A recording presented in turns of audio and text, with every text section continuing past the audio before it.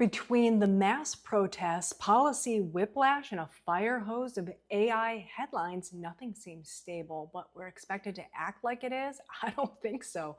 In February, time catches up with reality. Let's prepare.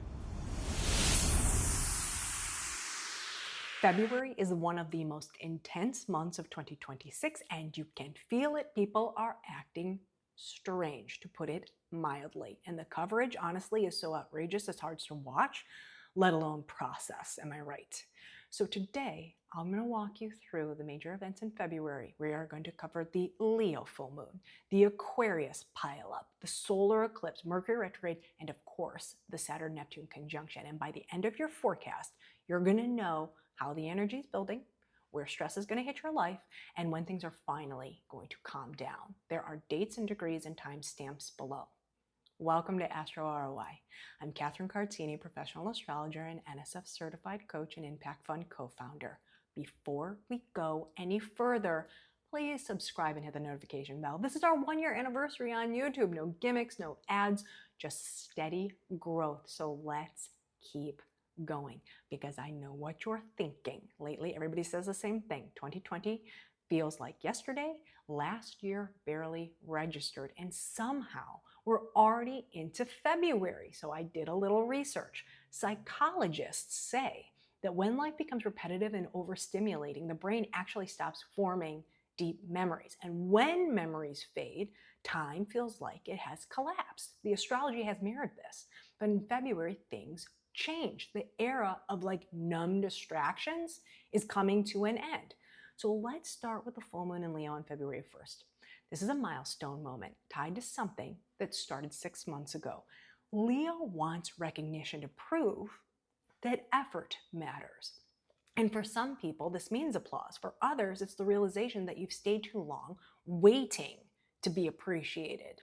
And as you can see, this full moon doesn't exist in a vacuum. On the other side of the chart, Aquarius is completely packed. The Sun, Mercury, Venus, Mars, all within reach of Pluto, the transformer. This is very rare. To have 4 personal planets together with Pluto in one sign hasn't happened in living memory. And even without the pileup, the last time Pluto was in Aquarius, we had the American and French revolutions. Pluto is power. Aquarius is people. Power to the people. Think about it every week. It's something else, right? As I'm recording, thousands of workers in DC have staged mass walkouts in response to what?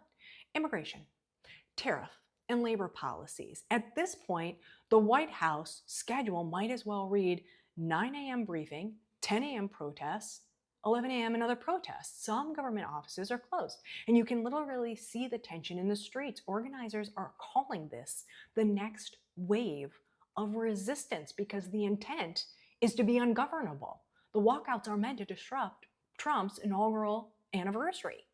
Activists are basically saying, because you didn't listen, we're going to shut things down until you do. That's Pluto and Aquarius. The rebels with a cause are standing together to fight for what they believe in. Now, thankfully, on February 3rd, honest conversations can actually clear the air. And when we get something off our chest, it makes us feel better, right? On February 4th, we're going to find it wasn't just words. We actually see and feel the love, the support, the respect. It's great. It even feels safe. But then, almost immediately, the tone is going to change on the 5th. Expect sudden news. It feels like a bait and switch. It could have to do with the markets, or policies might be reversed. You know, at this point, new terms and conditions are coming, but it's not like an app. You can't just click I agree and then ignore it. There's too much distrust for blind faith. We are way past that now.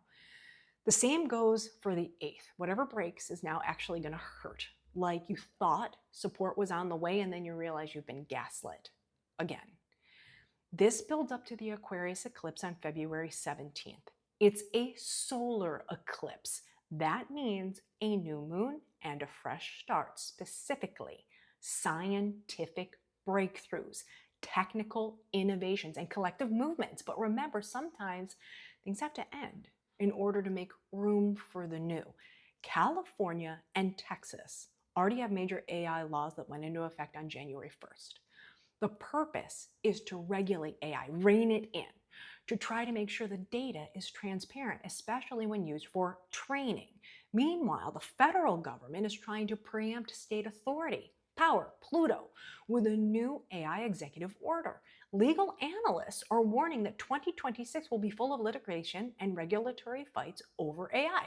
What states can control, what the feds can override, and how tech companies should adapt. Now, I can tell you that even if sudden, the change will be decisive because the ruler of this eclipse is Uranus, who does not ask for permission. So make note of the 8th. That's the trigger for the change that needs to happen during the eclipse on the 17th. Now, I know where I stand. We don't need more followers or more hype. We need human connection. The energy is going to shift again when the sun enters Pisces on the 18th. Happy birthday, Pisces. Now, I think you're more giving us a gift this year because here's what's going to happen. Life will feel less chaotic and start to flow again. Everything won't be as urgent, but it also won't be as straightforward either. Pisces energy is maybe this, maybe that. Also on the 18th, Venus connects with the North Node. Venus is how we love and receive love. It represents what we value and we hold dear, and the North Node is our destiny. So together, it means faded opportunities in love and money. Then we reach the Great Conjunction on February 20th, the date some astrologers are calling the World Reset. This is when Saturn and Neptune meet in Aries at a critical 0 degrees. This also won't happen again in our lifetimes. I believe this is going to mark the collapse of political, economic, and cultural delusion, followed by the construction of something completely new. Let's break it down. Saturn is time, structure, sequence, responsibility. Neptune is timelessness, dreams, the first spark of life. Together, Saturn is going to help you fight for your dreams, even when Neptune wants you to get lost in them. What's happening in Venezuela is not a side note. Big Saturn-Neptune cycles and Pluto shifts have coincided with movements that change the story a country tells about itself. Again, I will cite the American and French revolutions. Watch the foreign policy coverage, the backlash to worker strikes. Then take a shot every time a reporter says something like, Americans were born to protest. They're turning something historically disruptive into an American pastime. Sock puppets. I will leave it at that. Now, at least on February 22nd, we're going to get a break when Venus hugs Jupiter in Cancer. This is the warmest, most sincere moment of the month. This is what unconditional love feels like. And then we close out the month with our first Mercury retrograde of the year. This one's a little slippery. Mercury is the planet of the mind. Retrogrades are meant to tie up loose ends. But Pisces, as we discussed, is water, maybe this, maybe that. So try not to pull your hair out, just dot I's and cross T's until mid-March. So the takeaway for February is that time didn't change. The world didn't warp. We stopped living fully, and now it's time to live life again, together, in real life. Before we move on to your horoscopes, I do want to remind you about some special offers I've been working so hard on throughout the year. I'll be dropping new episodes of our Health is Wealth series. 12 months of health-focused astrology for every sign. I want you to be able to see stress before it hits so you can do something about it. Subscribers get 50% off each episode, and we are covering the Aquarius and Leo eclipses this month in depth. Or you can buy individual episodes. Regardless, you get our Food is Magic system, Superfood, paired with the Astrology stellar recipes for beating nervous jitters and tummy troubles linked to the eclipses. All the links are in the description. I also have your highlight reels rolling out on Instagram and YouTube. Shocker, I went with a Valentine's Day theme, so I hope you heart them. I'll also post reel shorts for each event. So let's see who's lucky and unlucky in love this February. And of course, if you'd like to work with me one-on-one, I have readings and coaching packages available. Thank you for all of your support. A year ago, I started creating long-form content for YouTube, and now we're over 3,000 subscribers. No ads or gimmicks, just a gal trying to make a difference. So if you enjoy my content, please do all the things: like, subscribe, comment, share, and click the notification bell. Hi Aries, welcome to your February 2026 forecast. We're going to do things a little differently this time around, and I'm sorry that I'm so late. I was caught in those storms when visiting family in New York and DC. So without further ado, we have your chart pulled up to the Leo full moon. It's happening on February 1st in your 5th house of love and dating and kids and creative projects. So you got to think back to what happened 6 months ago in July. What were you initiating then? Because full moons are completions, turning points, or in some cases, endings. So let's see what we have here. Full moons are definitely releases. So I would say that this is a laugh until you cry moment. Maybe it is because you're healing from heartbreak. Maybe some of you are having babies and it's tears of joy. You could be launching a business and that's a huge release. Some of you could be winning a competition, and Leo, you feel really proud. Now, all of this energy is in opposition to Aquarius on the other side of the chart. You see it right here, okay? So what's happening? Well, starting in mid-January, the planets all started moving from Capricorn into Aquarius. And that is your very public 11th house of friendships and professional networks and profits from business, as well as your big picture goals. Your chart ruler, of course, is involved. We've got Mars there. So what could be happening here? Well, some of you could be getting a new job. You could be, out there networking and land a new client for sure. If you're joining new communities, I think that these friendships are going to be a little eccentric. It is Aquarius after all, and that could even shock you. Maybe, they're different from any friends you've had in the past. This is also tied to a commitment. There's a cost associated with this. So if you're networking, the lunches could be very expensive. Maybe you're spending big on ads right now for your business. If you're traveling to conferences, then that can add up. Some of you may be hosting a Super Bowl party, but positive days are on the 3rd and the 4th. That is, to me, are healing opportunities, and here's why. So on the 3rd, and that's pretty much all we're going to need. First, you've got Mercury, and Mercury is in a sextile here to Chiron, the wounded healer, who you have been hosting in your 1st house of self for several years now. So this could mean that your social life is exploding and there's tons of buzz, and it feels really good, even if it does come at a cost, right? You're spending money to make money, but you're feeling sharp. Now, this could also be an apology. Maybe somebody's apologizing to you, maybe you're apologizing to them, but it needs to happen for maybe a deal to go through, right?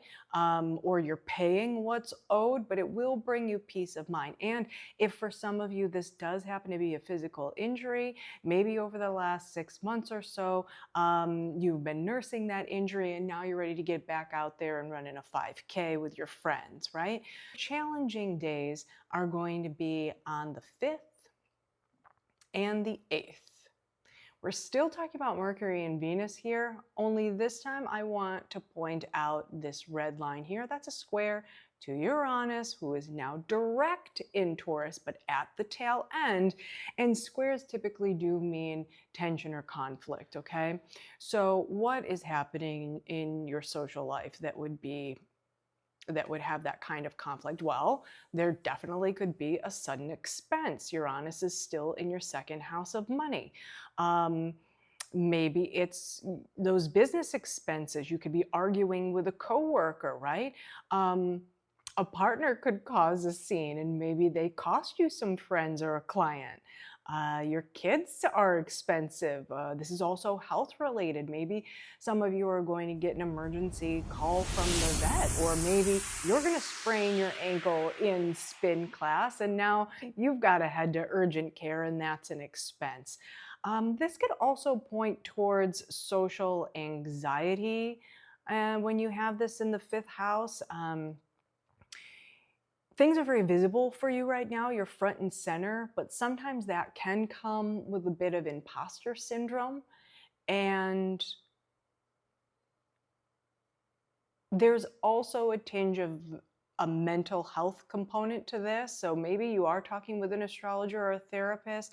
It's challenging, but it's a breakthrough. And what are you talking about? Well, you're talking about your self-worth. You're talking about your relationship with money. And this, of course, leads to the eclipse that's happening on the 17th. It's around 7 a.m. Eastern. Okay, so it's still involving, let's get it on that eclipse. It's still involving your 11th house, but again, it's at 28, so we're on the tail end here. Your social life, your profits tied to your big dreams and money in the bank, okay? So this is a solar eclipse. It is a fresh start. It's just ruled by Uranus, so now you've got a sudden jolt, right? Yes, this is going to be an expensive month. There is no two ways about it, I am sorry to say, but you have been active, right? That's what the social component was for. You've been shaking hands and kissing babies and dialing for dollars, and your CRM is now probably full. So you're inking deals. Maybe some of you are podcasting. This could point towards a social media campaign, running Google ads, Instagram ads. Now, given this is an eclipse, you have to expect the unexpected, and the reverse is possible. It comes out of left field. So you really have to be eyeing your budget. I think you're fine. And I am sorry to bury the lead. You know, we have been talking about it. We have the great conjunction that is happening on February 20th.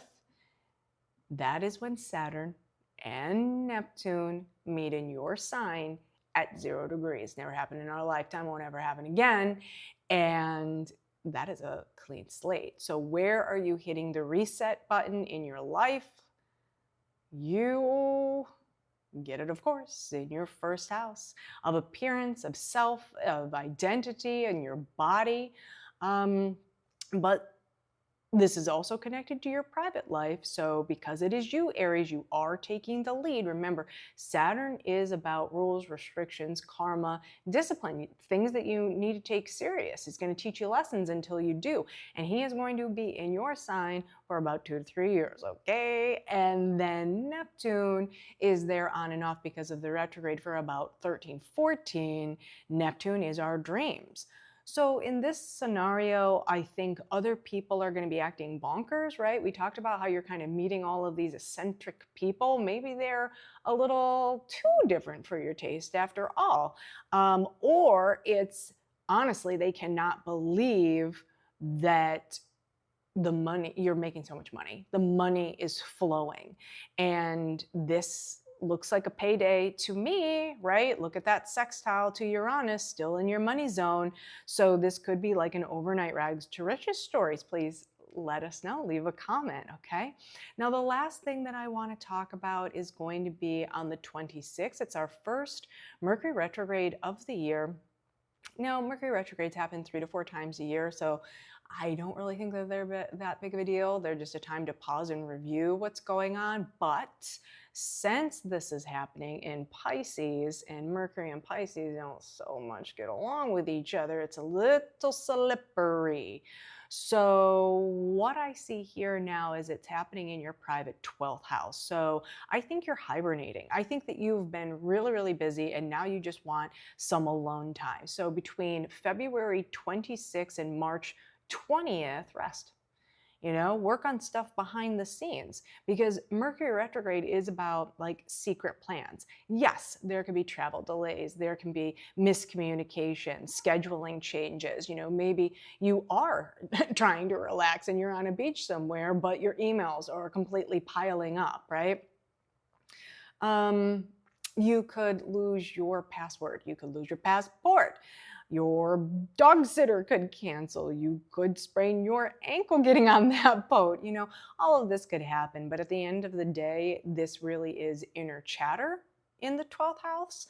So, you know, easier said than done, but don't stress out. Just iron out the details, sift through documents as needed, and dot all T's when it comes to your contracts. That's all I have for you, Aries. Have a great month. Thing that I want to talk about. If you enjoyed your forecast, please help us grow the channel. Subscribe, hit the notification bell, and share a horoscope with someone who needs to hear it. Then subscribe to Health as well. Episode 2, Eclipse Biohacks, was designed to get ahead of the eclipse fallouts.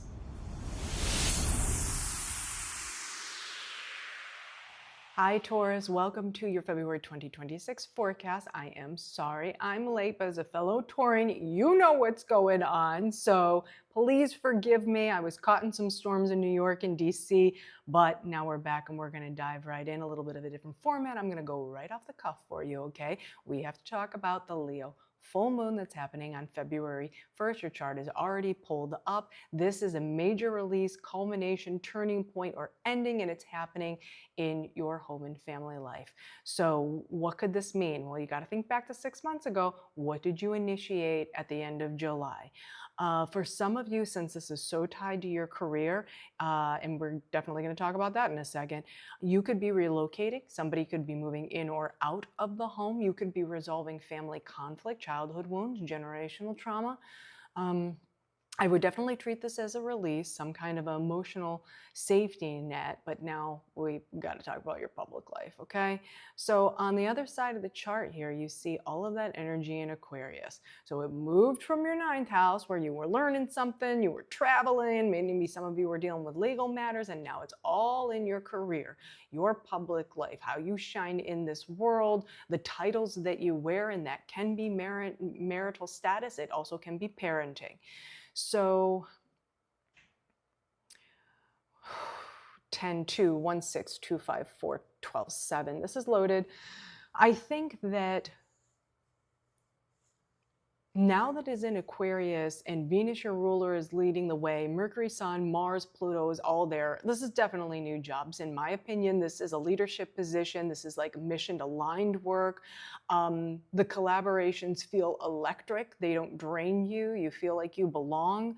For some, again, this is going to be marriage. The 10th house is about status. It's all the titles that we wear: parent, grandparent, retiring. Maybe you're joining a board of a nonprofit since it's Aquarius. Other people are involved because Pluto's there, but you are initiating this. Remember, Venus, your ruler, went into Aquarius first out of all the other planets. So it is going to impact your home life, right? We kind of talked about that a little bit.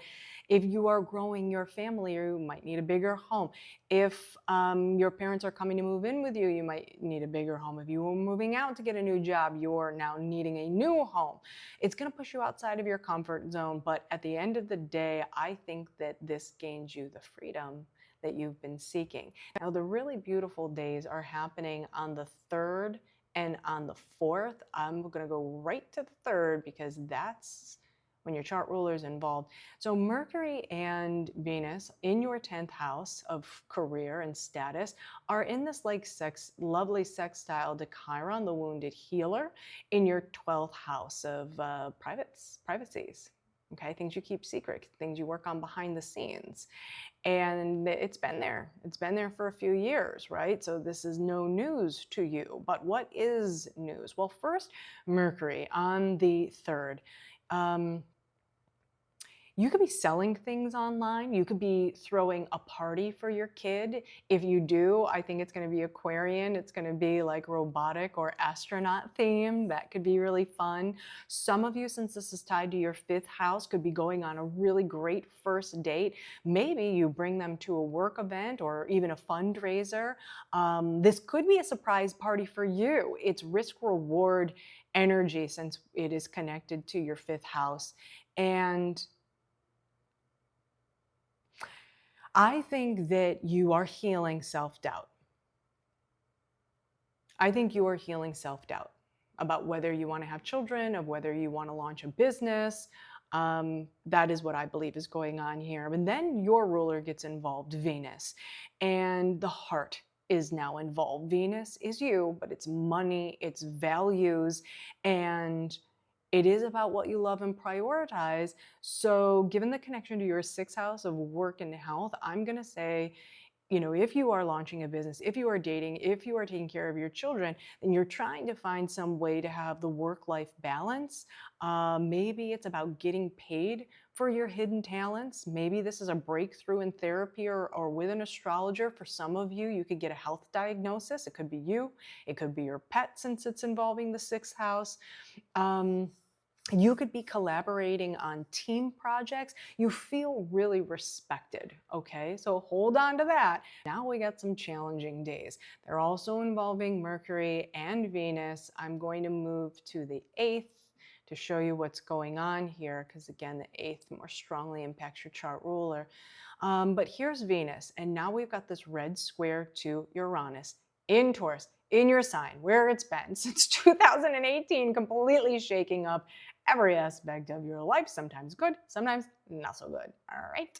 So what's happening? Well, the square typically means tension or conflict. So this is when you could get some hard words from a boss, from an authority figure.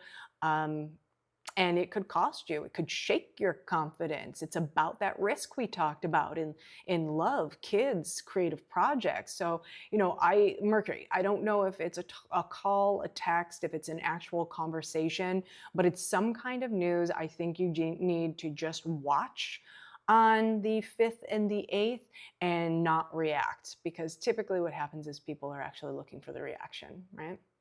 And when Venus gets involved, again, career status and reputation, something actually physically costs you. It impacts how others see you, how you see them. And it can impact your health and your schedule, or like taking care of pets. So really, if you have any checkups to get, just get them done, get them out of the way. If they're yearly checkups, great, now they're over. Also, if you are collaborating on a team project, I would suggest that you check your coworkers' work before you submit it, because hey, the project's got your name on it too. So that can't hurt to just give it a second pair of eyes. Now, this leads up to the eclipse. There she is. And it is a solar new moon eclipse in Aquarius. So still in, pardon me, it's happening at 7 a.m.-ish Eastern. So it is at the tail end of your 10th house of career, reputation, where am I light, social status. And so it is a solar eclipse, so it is a new moon. So I think that we can expect a fresh start. It may not happen exactly on the eclipse. Eclipses are kind of like nuggets, and then they can roll out over the next 18 months, and they can impact our lives for decades. But sometimes there has to be an ending also to make room for the new. But here's what I can tell you with all that energy moving through your 10th house. You are climbing to the top of the ladder. You have worked hard, and you're reaching for that brass ring. And this could mean new relationships, specifically business relationships. So Taurus on the 17th, on the eclipse, I'm going to suggest, and I promise I will do it myself, we need to pick up our hooves, okay? It should not be a surprise. We know what's going on, so we can't fear this, okay? Even if it sounds crazy, right? Because we know best. At least when it comes to us, we know best. Okay, I'll put it that way. All right, so now you've got the great conjunction here. And we've talked about this. Episode 1 of Health and Wealth was dedicated to the great conjunction. And we're talking about the bigger story here. So Saturn and Neptune are going to meet in Aries at 0 degrees. It's a complete clean slate. It happens in your 12th house of healing and spirituality. Total reset. It's a total reset to what you keep private. And that includes, my fellow Taurians, self-sabotage. Maybe it's a vice. Maybe it's oversleeping. Maybe it's overworking. Maybe it's procrastination. But something is holding you back. And so this is what you need to be disciplined on, especially again, since you are climbing to the top in your career. Now, Neptune is about our dreams, and it can be very confusing, okay? One day it's like, oh my God, we got an epiphany and, we've cracked the code to the universe. And the next day it's like, I don't even know why that happened. That's what Neptune is like. It is here and it is there. And it is going to be in your private 12th house of spirituality and the subconscious on and off for 14 years. So some of you are definitely going to become astrologers. Some of you are going to become healers. That is a given. And I think also you could go back to school to learn these things. You could travel to spiritual retreats and connect with mentors and gurus and learn on the job. Some of you could join a movement, but you're definitely leading by example when it comes to anything mental health related or spirituality related. Now, that means with the connection to your 11th house, you could join a support group. You could start a support group. But again, I think you know by now. So trust it or change it on February 20th. Now, the last thing that we'll talk about is Mercury retrograde. She goes retrograde 3 to 4 times a year, but I am telling everyone to watch this one because it is slippery. It is in Pisces, and for you, it is landing in your 11th house. So now the sun at this point is already in Pisces. So you are in the spotlight, right? There is a lot of social buzz right now. Maybe you're meeting new friends, you're joining new circles, you are networking more, maybe more profits are coming in from your business, or you're receiving a lot of attention. And that is all fine and great. So when Mercury retrograde happens, that's when you need to prepare. Again, big career moves or moves to your status. And Mercury retrograde, that means that contracts are delays. That doesn't mean the deal is dead. It is a time to get it right. It is a time not to rush. It is a time to make sure, again, that you are mission aligned, that you are being valued and compensated for your talents. Venus, we talked about this. And also the deal needs to make sure that you're having a little bit of fun. Remember that word, fun? Yeah, so you need to be having a little fun. And it is tied to your income. It is tied to love and kids and projects in the stock market. So yes, you need to get paid what you're worth, but this could be also when you relocate for your job because it is tied to your home life. This could be when you launch a home-based business, or you have launched the home-based business and now you're working on all the behind-the-scenes paperwork, the LLC, your tech stack, stuff like that. You could be launching social media ads, working on new products. There could be parties in the home. You could be entertaining with both the Sun and Mercury there, but then with parties, you have to figure out the guest list and the invites and the food and who's allergic to what and who likes to drink what. So you're ironing out all those details. You could raise money for a home. Like my nieces are doing this right now with their wedding registry. You instead of buying a gift, you can donate to like their new home fund, which I think is so precious. And yeah, so just iron out the details. But at the end of the day, Taurus, I know it's hard. Pisces says that you need to go with the flow. So let's try. Have a great month. If you enjoyed your forecast, please help us grow the channel. Subscribe, hit the notification bell, and share a horoscope with someone who needs to hear it. Then subscribe to Health as well. Episode 2, Eclipse Biohacks, was designed to get ahead of the eclipse fallouts. Hi Gemini, welcome to your February 2026 forecast. Thank you so much for your patience. I already have the Leo full moon pulled up, and it is happening on February 1st in your home court, your third house of communications, okay? And you have to think back to what was happening 6 months ago at the end of July, because full moons are releases, culminations, and endings. So what did you initiate? It was involving communications. It was involving contracts, relatives, short trips, vehicles, technology, certifications. I hope some of you took some AI training, or you went on you explored your community in some way, and now you're feeling all settled in. And if you were working on a contract, that worked out for you. Now, all of this is in opposition to the Aquarius energy. So you see this stellium right here. We have the Sun, Mercury, your ruler, Mars, Pluto. They're all moving through your 9th house. Now, 9th house is a big picture house, I like to call it.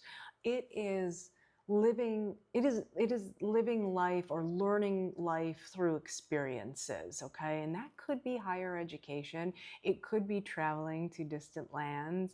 It could definitely be legal cases for some of you. It could be your in-laws, right? Maybe they're teaching you a thing or two about marriage or parenting. And it is your philosophy, especially when it comes to politics or religion. So I think that some of you could be booking that trip. You could, again, be signing up for courses. Maybe you're connecting with a mentor. Maybe you're teaching, right? Mercury, you are talking to people about things that you've learned over the last 6 months. Again, it could be religious or political beliefs. Maybe you're not seeing eye to eye on something, and now there is a legal matter. Your in-laws are involved. But the positive days are on the 3rd and the 4th. The first one involves your chart ruler, Mercury. So see this green line here, and this is Chiron. Chiron is the wounded healer. It has been in your 11th house for a couple of years now. So when the sextile happens, you can heal something. So that trip we talked about could be very cathartic. If you're accepted into school, you might feel really proud of yourself, right? It's a dream come true. Maybe you're meeting a teacher who helps get you to that next level, or you're, again, becoming the teacher. Now, this is also talking about mental health. And given it's Aquarius, it could be what some would consider taboo topics. Maybe you're talking about life after death. Maybe you are talking about depression or addiction or domestic violence. But your friends are going to be supportive. Your colleagues are going to understand. I think that if you do connect with a mentor or a teacher, given the Venus activity, you are going to be paying for quality, or again, other people are going to be paying you for your advice. With Venus involved, you feel valued. And I think that for some of you, a trip could actually help a relationship. Maybe you are going to meet somebody traveling. Given the 5th house activation, I think you're having fun with your children. You're inspired to create. So hold all of that in your heart, Venus, because the challenging days happen on the 5th and the 8th. So first on the 5th, we're back to your chart ruler. And what I want to call to your attention is this red line. It's called a square. It typically means tension, crisis in some cases, but conflict, and it's squaring Uranus. Now, Uranus has been in your private 12th house since 2018. So I do understand lights. So I do understand that some of you may have felt that your mental health has been hijacked over the years. And Uranus does bring sudden shocks and surprises.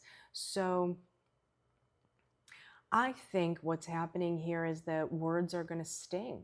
There is a clash of beliefs. It's going to impact your mental health. It's going to disturb your sleep. Whatever goes down, it could change how others see you, how you see them. It could also impact your physical body, like stress headaches, or being so sleep deprived. And, where is that tension possibly coming from? Well, I think it's coming from your home and your family life. So for some of you, you could get evicted. Maybe that's where the court case is coming in. Maybe you're bidding on a property and unfortunately you don't reach the deal. You don't get the deal.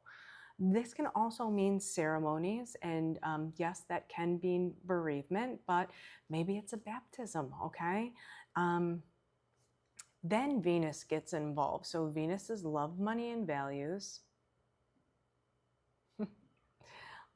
Just got to roll with the punches, everybody. Love, money, and values on the 8th. Still squaring Uranus. So we've got another difference of opinions that's impacting your mental health, your emotional health. And yes, this can mean alimony, right? Or maybe it's you're receiving less revenue share, and all the more it's something you created. It's one of your special gifts and talents. If you are graduating, that can be bittersweet. Yes, you've worked very hard to receive that degree, but now you got to put it to good use. Where are you going to work? What are the next steps? Or if this is involving parenting and you're becoming a grandparent, that's a blessing, but it's also a reality check. I've heard so many people say, I feel like a babysitter on speed dial or an Uber driver on speed dial, right? This is also another sign of Venus memorializing love, Venus 12th. Talking about bereavement. If this is about dating, you may not be on the same page with someone and it's sudden. You thought you knew them and, they were marriage material, and, or if you are getting married, this could be nervous jitters. You're doubting if something is true, if this can go the distance. Why? Because your beliefs are not aligned. Your lifestyle is not aligned. And this leads up to the eclipse that's happening in Aquarius on the 17th.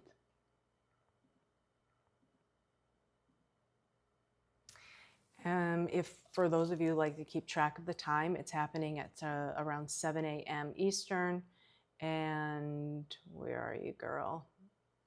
So it's on the tail end of Aquarius, but you see it's still in that 9th house. So an epic change, an epic fresh start when it comes to your education, when it comes to traveling, when it comes to teaching and mentorship, when it comes to self-development, legal cases, in-law ceremonies, right?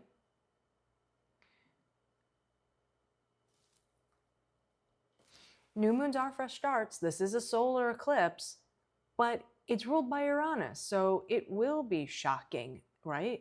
And it's an overnight change. So we talked about ceremonies, we talked about legal cases, impacting your sleep, but whatever happens, you have to trust the timing. There is a much bigger story that's going on. I'm going to show it to you.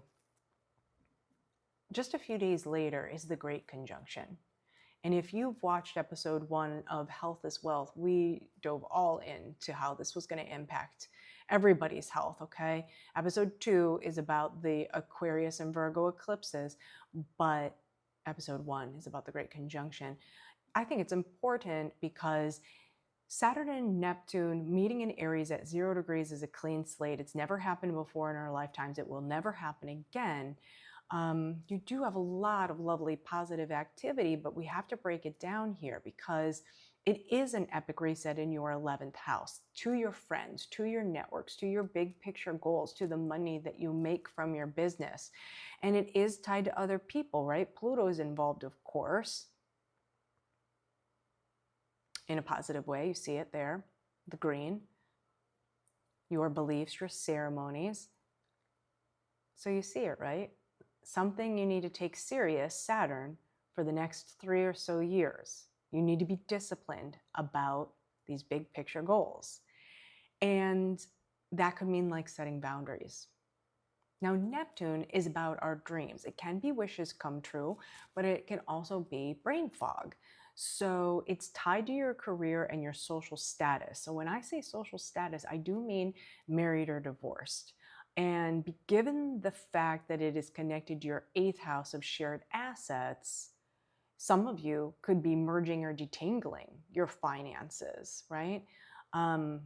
You're either aligned or you are not aligned on how you spend, on the big picture, on religion, on politics, on travel, on education, on social life, on in-laws, on parenting, on legal matters, right?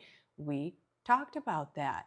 So get serious and do not have the wool pulled over your eyes, because FYI, Saturn is here on and off because of the retrograde for 14 years. So during Mercury retrograde, Mercury, your chart ruler, I know you are familiar with Mercury retrogrades. They are par for the course for you, but I'm telling everybody about this one and harping on it because Mercury, your chart ruler, doesn't really like to be in Pisces. You know, you want to know what's going on.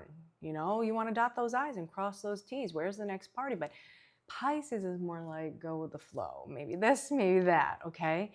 So during Mercury retrograde, what could happen is in your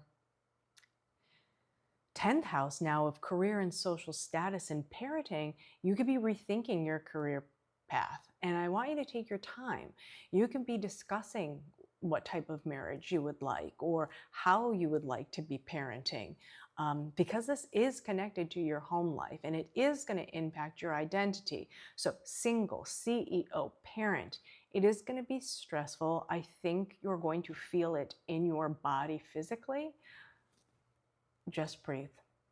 If you enjoyed your forecast, please help us grow the channel. Subscribe, hit the notification bell, and share a horoscope with someone who needs to hear it. Then subscribe to Health as Well.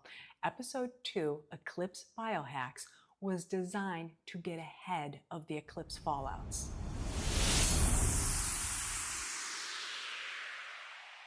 Hi Cancer, welcome to your February 2026 forecast. Thank you so much for hanging in me. We've got the Leo full moon pulled up for you on February 1st, and this is happening in your 2nd house of money. This is money that you have in the bank. This is the income that you make. This is your material possessions.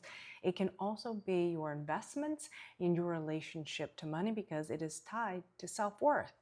So full moons are releases. They're culminations, they're endings, they're turning points. And you have to think back to something that was initiated 6 months ago at the end of July, having to do with your personal finances. And this could be a windfall opportunity, okay? The reason why I'm saying that is this moon is in opposition to all the Aquarius energy. So since mid-January, you have Mercury and Venus and Mars and Pluto and the Sun, they're all moving through this 9th house, through your private 8th house. Now the 8th house is kind of like the buried skeletons, okay? And that could mean death. It could mean taxes. It could mean inheritances. It could mean debt. And it is tied to your relationships. It is shared assets, time, money, and energy, emotional ties. So some of you could be assuming debt from a partner. Maybe you're paying off debt. But it impacts every other area of your life, okay? So let's focus on some positive days. The positive days are going to come in on February 3rd and 4th. That's where we've got Mercury and Venus, and they have a sextile to Chiron, the wounded healer, in your 10th house of career and marital status. So what do we have happening? So your shared resources or intimate matters, so taxes and sex, like infidelity, trust, and jealousy, you're now able to heal from that, okay? And maybe it's because you are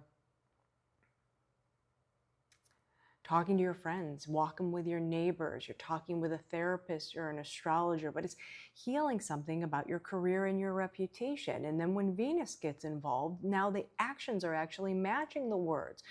Your friends and colleagues could shock you, maybe, but in a good way, okay? Maybe they give you a loan, my lights. Maybe they make an investor introduction, but it's going to ease tension. Where is it going to ease tension? It's going to ease tension in your home life, okay? That's what this is connected to. So your career and status, and when I say status, I mean any title that you wear. It can be your job, it could be parent or grandparent, it could be retired, it could be the board of a nonprofit. It doesn't matter. It is the titles that you wear, how people see you, how you introduce yourself. And given this is positive, it could be, things could get easier at work. Your marriage could get easier today. A parenting issue could be easier on the 3rd and the 4th. But the trickier days fall on, for everyone, the 5th and the 6th. So while we've got that nice green area, now I want to focus on this red. The red is a square that's tension or conflict tied to Uranus, the planet of shocks and surprises, at the tail end of Taurus. So Mercury is how we think and speak. And again, we are talking about your shared finances here. So someone could betray your trust. They could spill a secret, a friend or a colleague. Maybe this is a social media post and then you become aware of it, but it is a private matter. It could be something you said. It could be something you took action on. This could be your reaction to something that someone said or posted. And then when Venus gets involved, well, now you're wishing it's not true, but unfortunately, guess what? It is true. Maybe your friend asks you for a loan, but there are strings attached. Or if you are active on social media, this could be hate comments. That's no fun. Keep it to yourselves, peeps. Or if this involves an investor, maybe they turn out to be a loan shark, right? But it does impact your home life. So some of you, especially if you work from the home, you could lose a client. Maybe this is involving property taxes. They spike all of a sudden, you get your bill and you're like, what? That is different from last year. And all of this, of course, leads up to the eclipse for everyone that's happening on the 17th in Aquarius. So with eclipses, even though like the energy is building there and you have a vague idea of what's going on, eclipses still kind of come out of left field, especially this one when it's ruled by Uranus. So it's happening for those of you that like to keep time around 7 a.m. And there you are. In your 8th house on the tail end, but still in your 8th house. So everything you share, time, money, and energy with either a person or an institution like a bank. I think on this day, your friends are going to be acting pretty erratic, Aquarius. Again, somebody's spilling a secret, but it does need to come to light because that's how you have a fresh start. Even though this is an eclipse and it kind of clips something away, we can't deny that this is still a solar eclipse and that's a new moon. So you could be making changes to your joint finances, to your sex life. I think just brace yourself. This too shall pass. If you haven't already watched Health is Wealth, episode 2 shows you eclipse biohacks and where the eclipses, both Aquarius and Virgo, are going to impact your health. So you can subscribe and actually get 50% off all the episodes. The first episode was about the Great Conjunction, which, hey, that's what we need to talk about because yes, this eclipse is a big deal, but there's a bigger picture going on and it has to do with February 20th. That is the Great Conjunction. So what do I mean by that? That is when Saturn and Neptune meet at 0 degrees of Aries, and it's happening in your career, in your marriage, in parenting. Saturn is going to be here for about 3 years. Saturn is very serious. It is tied to karma. It is rules and restrictions and limitations. He likes to teach lessons. Until you learn your lessons, he's going to keep teaching them. So that is where you're going to be tested over the next 3 years, whereas Neptune is a little delulu. And Neptune's going to be on and off in this sign for 14 years because of the retrograde. So career, reputation. Now you know, but this is where you hit the reset. It's happening at 0 degrees. That is a clean slate. So have a clean slate in your relationships. Take commitments seriously. Pay off debt and codependency, financial codependency, emotional codependency. You know, that's clear. The brain fog is the big picture. So it's like, are politicians for real? Is organized religion for you?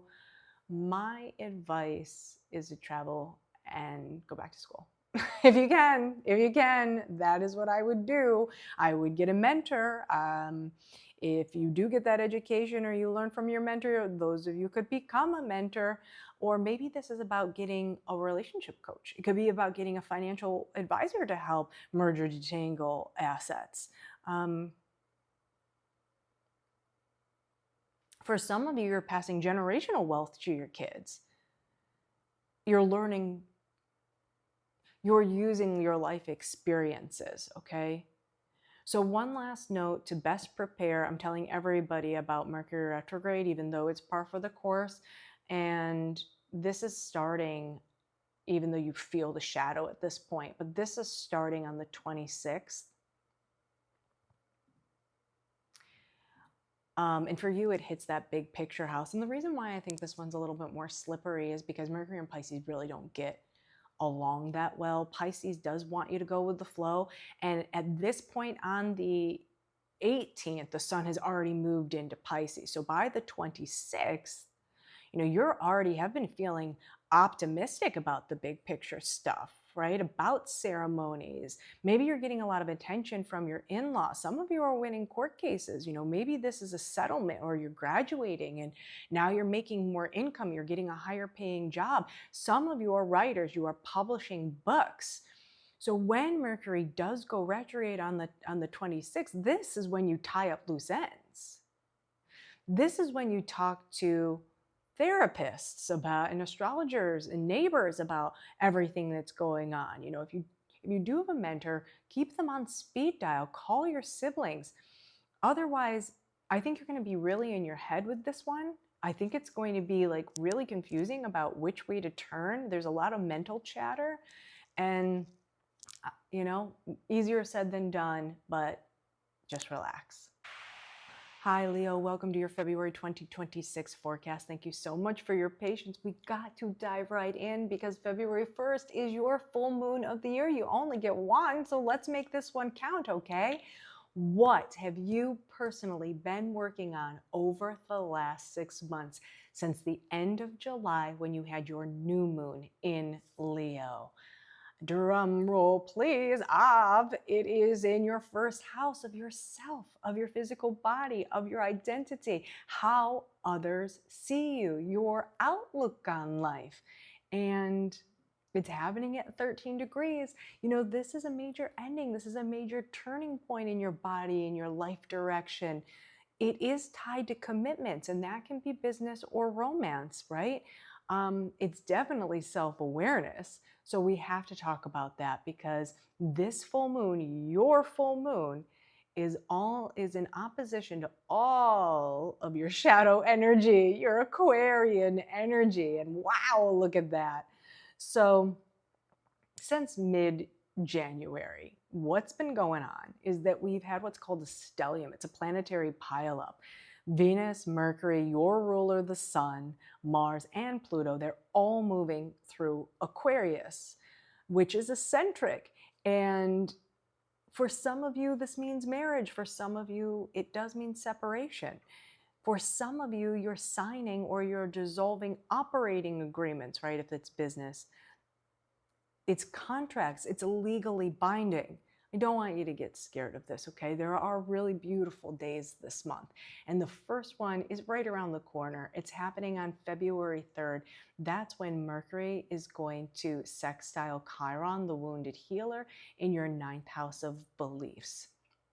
Chiron has been here for a while now, and Mercury is about talking and communication. So something that you're getting off your chest is going to help you heal. It could be with a friend, it could be with a colleague. It's about the big picture. It's about marriage. It's about money. It's about parenting. It's about navigating in-laws. And then Venus gets involved. So, now you're feeling loved. You're feeling respected. You're feeling valued. You're feeling celebrated. So don't worry about it, right? 10 years from now, yeah, it's like, don't worry about what's going to happen 10 years from now. Think about what is happening now and live in the moment, especially because now we've got the challenging days coming in. Starting on the 5th, Mercury, right, the talks, the communications, the contracts, is now going to square Uranus, the planet of sudden changes. And this is happening in your 10th house of career and social status, right? So you've got your relationships, your closest connections, romantic and physical, in conflict with your career, your marital status, your parenting, the titles that you wear. So you could get in an argument, Mercury, with your partner. It could be about commitment. Maybe one person wants to commit and the other person is not ready, but it's sudden and it is going to hit your career reputation. Your friends are involved. Maybe your friends are like, I told you, especially when this hits your bank account, right? So your financial advisor is like, I told you. Or, this is very relational, and, given the 7th house energy, that oftentimes is not about us. It is about the other person. So your partner could be going through something and that's impacting your career, your decision to get married. Some of you might get fired. Some of you might have cold feet as you approach the altar. Venus square Uranus is when the heart actually hurts, right? So if a wedding is approaching, or if you're in the final stages of a deal, it feels like a bait and switch, right? So maybe some of you have been working on like prenuptial agreements and you thought it was ironclad, and then Mercury is the news that it is not finalized, and Venus is like, oh my God, I can't take this anymore. Yeah, that is what that feels like to me, which of course leads up to the solar eclipse that's happening in your 7th house of close relationships, commitments. And that's on the 17th. It's happening at roughly 7 a.m. Eastern time. And it's on the tail end of your 7th house here. So it really does pay to know your personal chart. You got to watch those degrees. But in whole sign,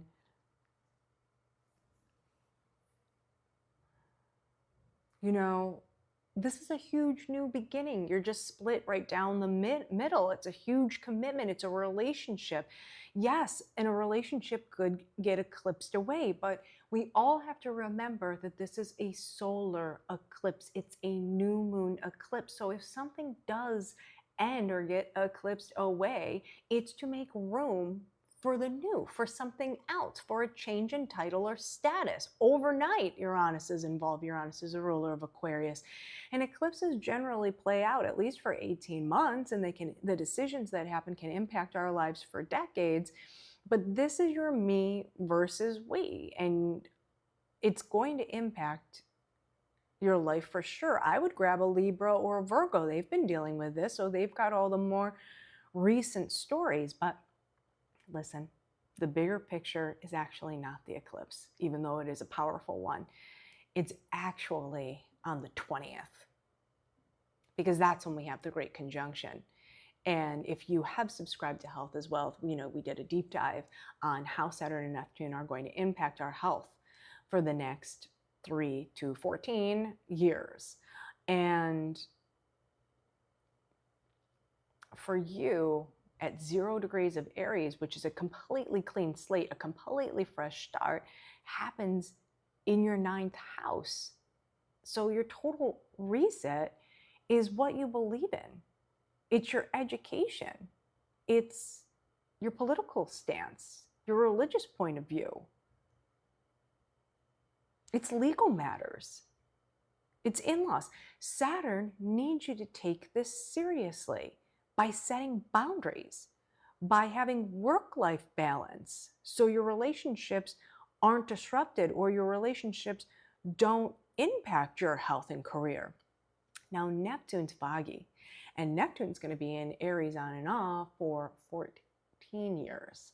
So I think that this is about rose-colored glasses in relationships. It's tied to shared finances. It's tied to intimate matters. So sex, death, taxes, debt.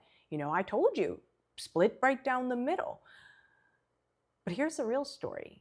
If you are not on the same page, that's when things go sideways. If you are on the same page with your partner, well, then you're golden, right? But if it is stressful, either way, now this is what Mercury retrograde is for. So we're already feeling the shadow at this point, but Mercury actually goes retrograde on the 26th. And you know the drill. That is about miscommunications and delays. But because this is money related for you, I think this is the time when you really get your finances in order. Maybe you could be talking to a financial advisor. Maybe you could be talking to marriage attorneys about the merger or the detangling of assets. There could be issues around jealousy or control. I think it's a great time to talk to a therapist or an astrologer.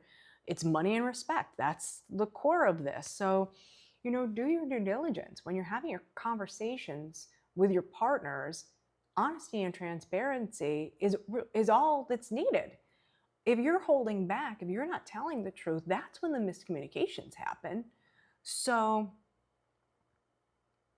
yeah, and that's when things lead to arguments, and that's when your career is impacted and your bank account. If you enjoyed your forecast, please help us grow the channel. Subscribe, hit the notification bell, and share a horoscope with someone who needs to hear it. Then subscribe to Health as Well. Episode 2, Eclipse Biohacks, was designed to get ahead of the eclipse fallouts. Hi Virgo, here's your February 2026 forecast. I appreciate your patience. I know you like things to be on time. The delay could not be prevented. I was caught in the northeast storms. So we first have to talk about the Leo full moon that's happening on February 1st. Full moon means release, it means culmination, it means ending, it means big turning points to something that was hatched 6 months ago at the end of July. Where is this happening for you? It's happening in your private 12th house. It's tied to your 6th house of work and health. So this is mental health focused, okay? You could have a breakthrough in therapy. Some of you could be quitting a bad habit, like an addiction. Think about your work-life balance. Maybe you're actually taking time off. You're traveling overseas.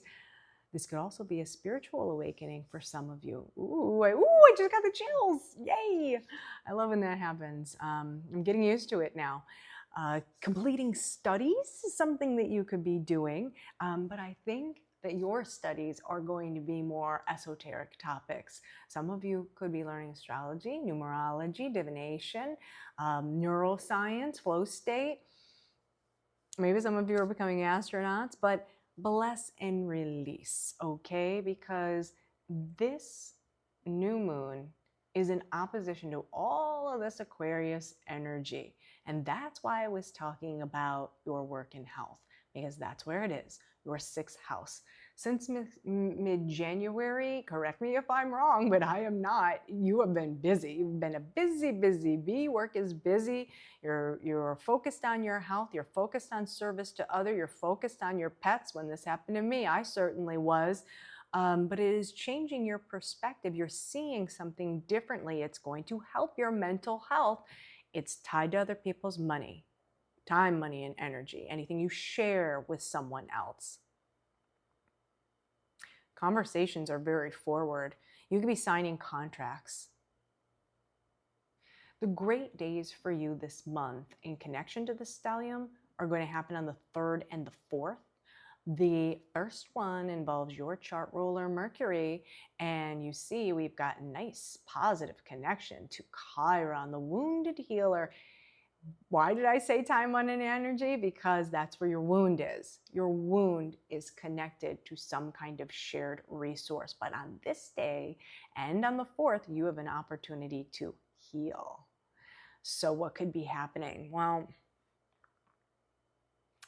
you could get news from your doctor, good news. You could get a gold star from your fitness trainer. Maybe you teach your dog maybe you teach your dog a new trick. I know this is out there, but has anyone seen those buttons for dogs where you teach them how to talk? That could be this, like your dog could say their first words on the buttons. But hard work really does pay off. This could be a promotion. This could be recognition. You are healing a wound. It could be debt. It could be bedroom troubles. Maybe some of you have had a little libido dip, but now the libido kicks back in. And then especially with Venus involved, ooh la la.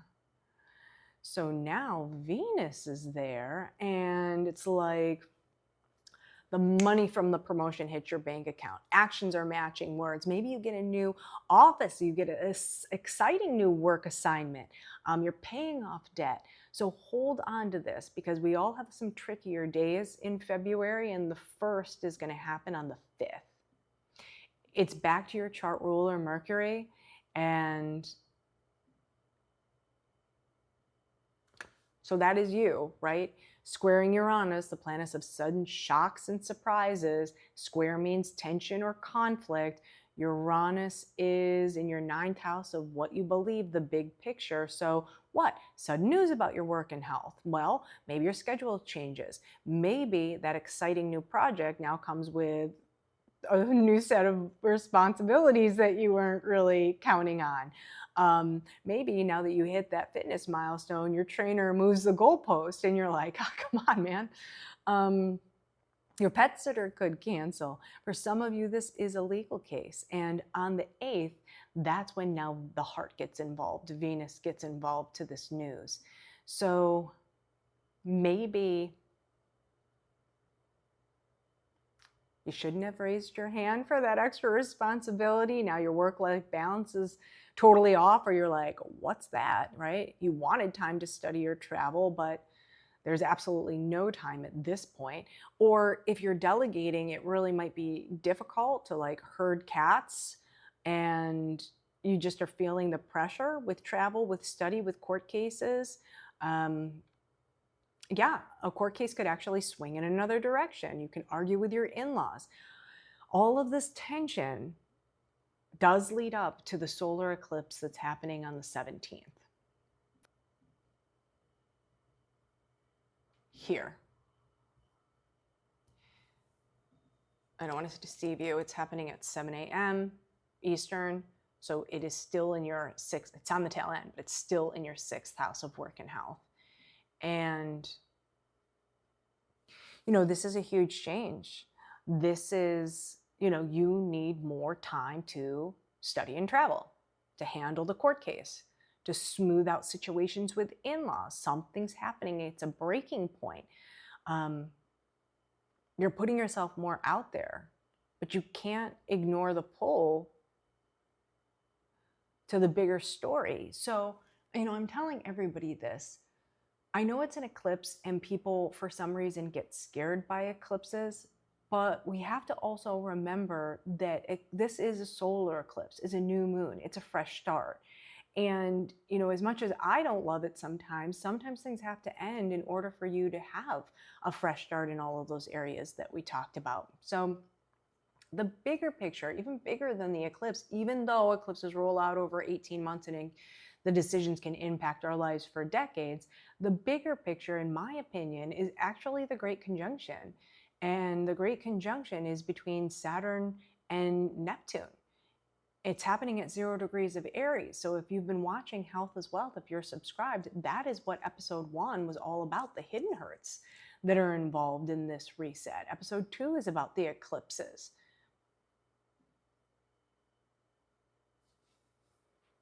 But at 0 degrees, it's a clean slate. So we all need to treat this like an epic fresh start. And for you, it's in your shared finances zone. It's involving intimate matters, death, sex, taxes. And Saturn wants you to take these areas seriously for 3 years. And that could mean you're going to therapy. It could mean you're going to couples counseling. You're merging your detangling assets.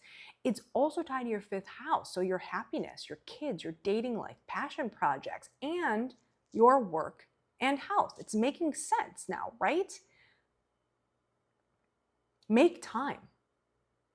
Schedule fun. Debt is the anchor. Clear it. If you're not having sex, you're frustrated, okay? Deal with it. Take Tantra. Go to sex therapy counselor. Because Neptune is elusive. And Neptune's going to be here for 14 years because of the retrograde. So your commitments, your contracts, your one-on-one relationships, romantic and business.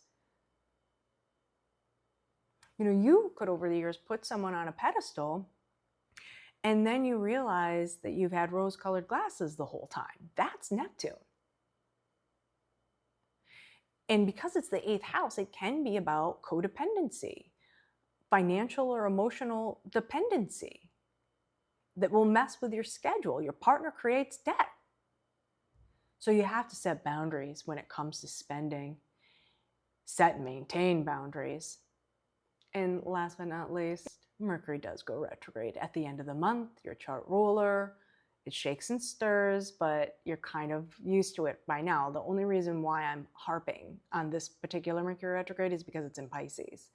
So the shadow at this point during the Great Conjunction is already there. But the actual retrograde doesn't happen until the 26th, and it goes until the 20th of March. So back on your chart ruler here, yeah.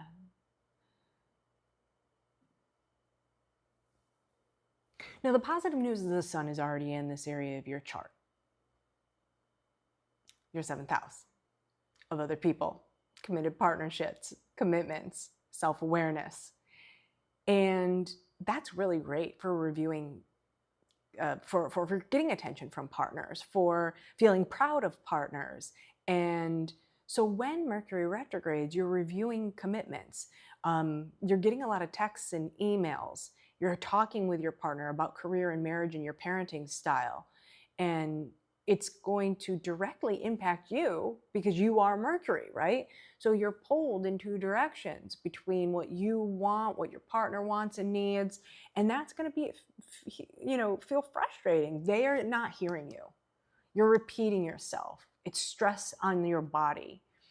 So here's my advice when I went through something similar. I wrote everything down. And that's when it really helped me because honestly, I was being gaslit. And when I wrote things down, I was able to go back and clarify the situation. This could be a doctor. This could be a business partner. I say that during Mercury retrograde, just keep asking questions.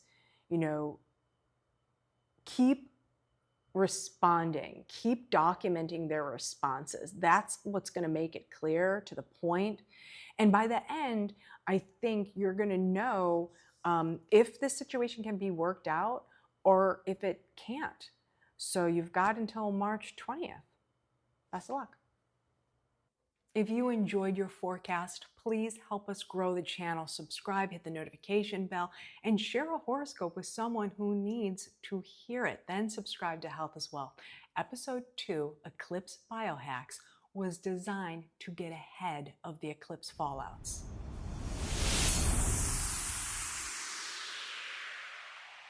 Hi Libra, welcome to your February 2026 forecast. I know out of any other sign, you are going to be patient with me because you just love peace and harmony in your relationship. So I apologize for being tardy to this party, but let's dive in.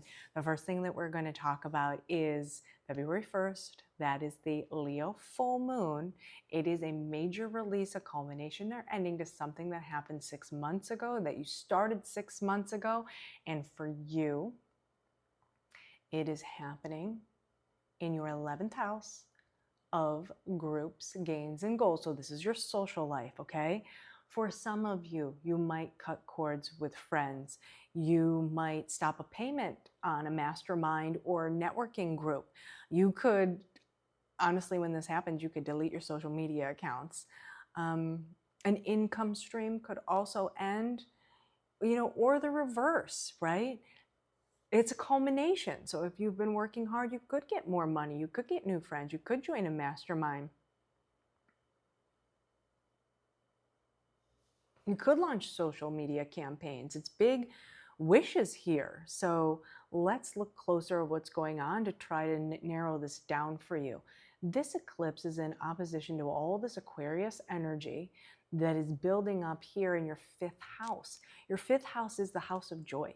It is anything that makes you happy. This is kids and dating and romance and small business and hobbies and sports.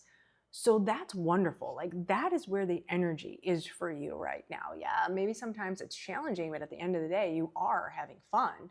So since mid-January, this has been happening for you, but there have been shocks. Where have the shocks been? The shocks have been in your shared finances, secrets, dating, kids, nights out. They're expensive, right? This can be credit card debt. This can be situationships that backfire. Yeah, they started out fun, and now they're just a hot mess. Oh, I don't mean to laugh. But your social life is, oh, they're jealous. They're jealous. Whomever you are dating, or your kids even, they are jealous because you are a social butterfly right now and you're out there having fun and you're flirting. And if this is a business partner, well, then it's like you're the face of the business because you're out networking at these events and maybe they're stuck in the office, or maybe this is that you're making money and other people aren't making money. So they're jealous about that. Whatevs. I mean, really good days for you are on the 3rd and the 4th. Healing days, I'm going to call them.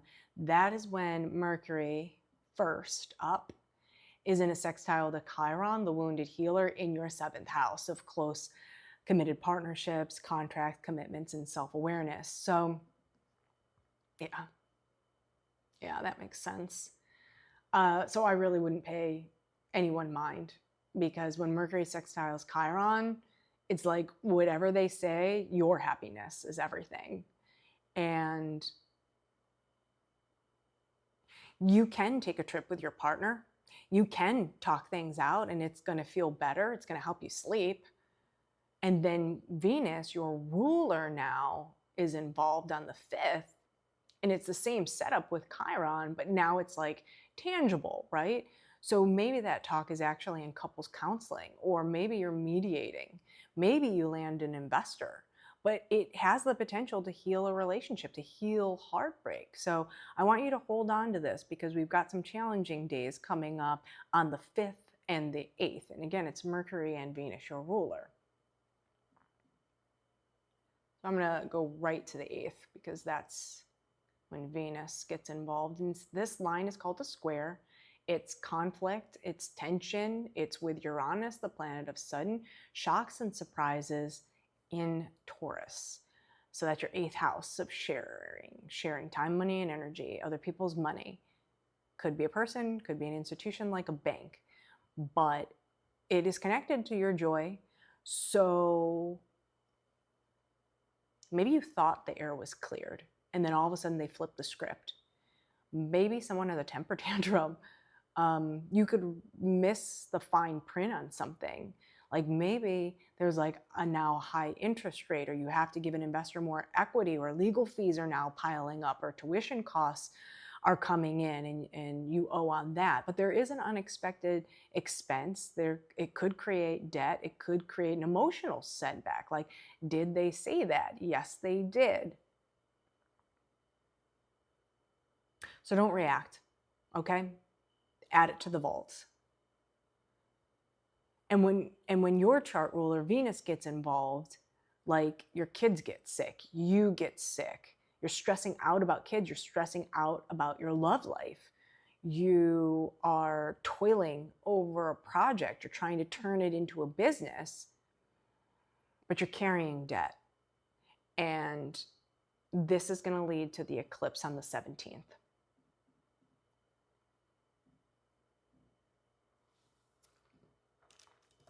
Around 7 a.m. Eastern.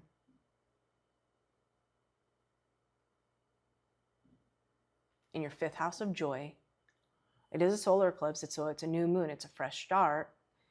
It may not happen. It's a pop, right? But it may not happen right on the 17th. You got to give this a little time to play out and unfold up to 18 months. But whatever happens, it's destiny fueled. So you can expect it to impact your life for decades. But this is like crazy fun. This is taking risk on love, kids, and business. Or, you know, you're deciding that what you're doing to have fun is just too expensive and they get eclipsed away. But it's for your protection, so you can pay off debt, so you can ease pressure and actually have more fun. I will tell you, I am not a gambling person, but if I were you, this would be the day to buy a lottery ticket for sure. You know, place a bet, because there is a bigger story going on for everybody. And it's happening on the 20th. It's the Great Conjunction. We talked about this in Health and as Wealth, how Saturn and Neptune are going to impact our health over the next 3 to 14 years. So there's Saturn in Aries, 0 degrees. 0 degrees is the first degree. There's a clean slate. There's no playbook for this, right? And it's happening in your 7th house of committed partnerships, other people. Your self-awareness, what you deserve in partnerships. So it could be your spouse, it could be your clients, it could be your marketplace, or your doctor, your therapist, your astrologer. It's anyone who you have a contractual obligation to, a contractual commitment to. Financial advisors, lights please. It does impact your home life. It's tied to your 4th. It's also tied to kids, love, and business. So this could be alimony. You could be receiving some kind of a settlement. You could sell a home-based business or start one. Saturn's serious. Saturn's going to be here for 3 years. Neptune's foggy. Neptune's going to be here for 13, 14 years. It's tied to your work and health. You do need balance. It's tricky, but it's manageable. If you have boundaries, if you keep to your schedule, if you act with purpose, right? If you're service to others is going to go a very long way for you under this sky. So the last note I want to talk with you about is Mercury retrograde, because this is when we're kind of tying up loose ends to prepare for whatever happened during eclipse and whatever is getting reset during the Great Conjunction. You're already feeling the shadow, and Mercury retrograde, you know, is miscommunications and delays. But let's just check out the exact area of your chart so you know what you're going to be reworking on. Fine-tooth combing. Where are you, little girl? There she is. I wonder if Mercury would get upset if I called her a little girl. Probably. Guys don't like when I say good boy. You know, I love to do it. So anyway, back to you. You're so patient with me, Libra. So here's the deal. The sun has already been in Pisces since February 18th, which is really great. It's really great for your work and your health. You know, you are glowing. You are getting recognized. You're going with the flow because it's in Pisces. How? Because you reworked your schedule. You're making time. You're delegating. You're keeping your plans private.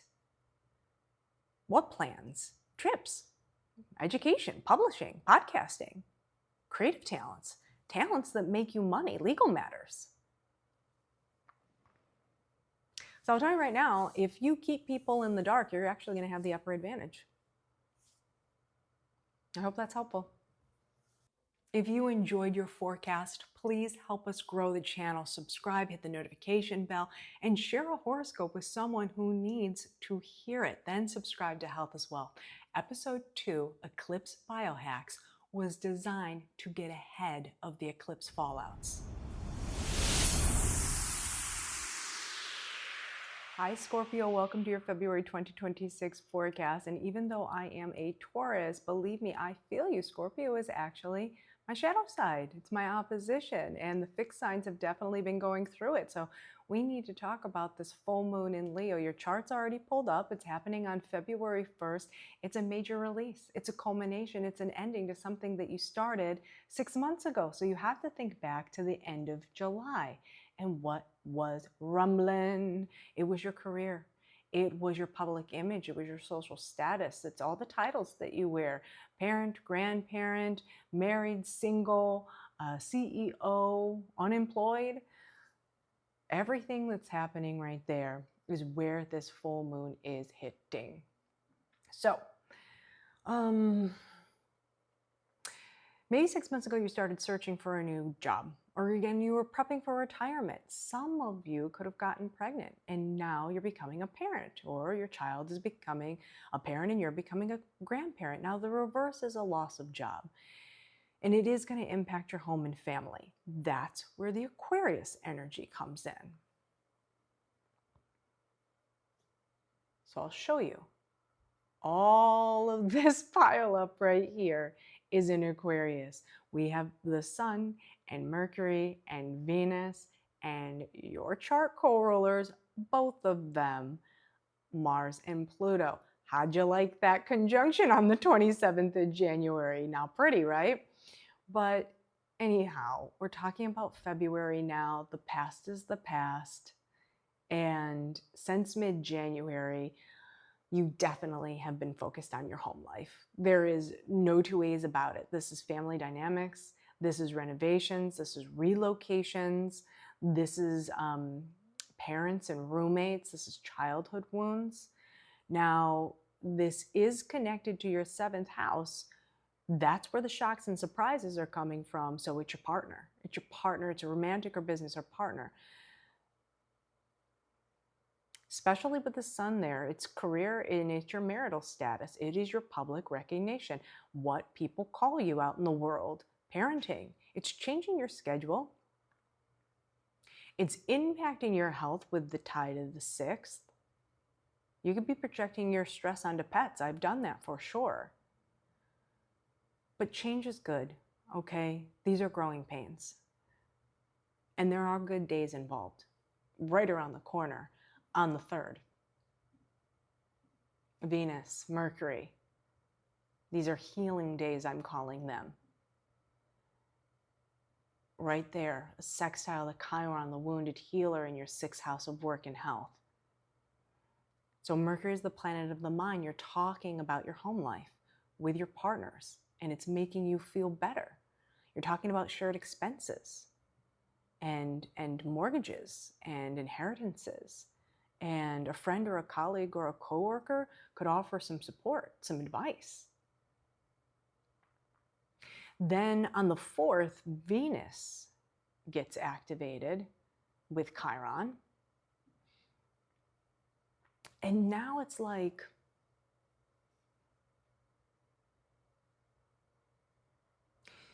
you know, even though home life is popping right now and your partner's throwing curveballs, this is like, okay, we're not just talking about couples counseling, we're going to couples counseling. Or we're not just talking about the wounds anymore, you're going to a trauma therapist. So therapists, astrologers, that is the 7th house as well. Childhood wounds, something about the past, generational trauma. Or this could be pillow talk. Or time. I don't know what you want me to tell you. 4, 7, 8, 11, 6. Come on. Okay? So, yeah. So that's the 3rd and the 4th. Now, okay, get your mind out of the gutter, everyone, myself included. I told you you're my opposition. The trigger days are happening on the 5th and the 6th. Mercury and Venus are at it again, only this time Uranus, the planet of shocks and surprises, gets involved. This isn't, everybody's has this. But for you, I think this is when talks get sour.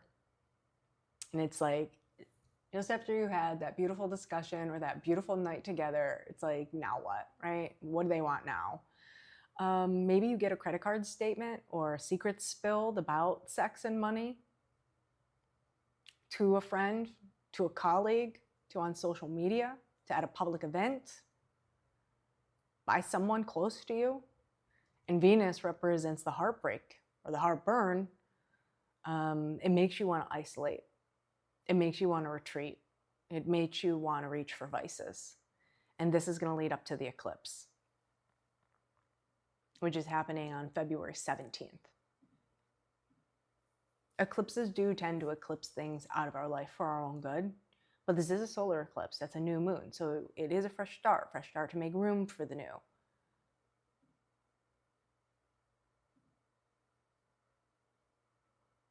It's in your home life. Don't be fooled, okay? Oh, why? Because this is happening at 7 a.m. Eastern.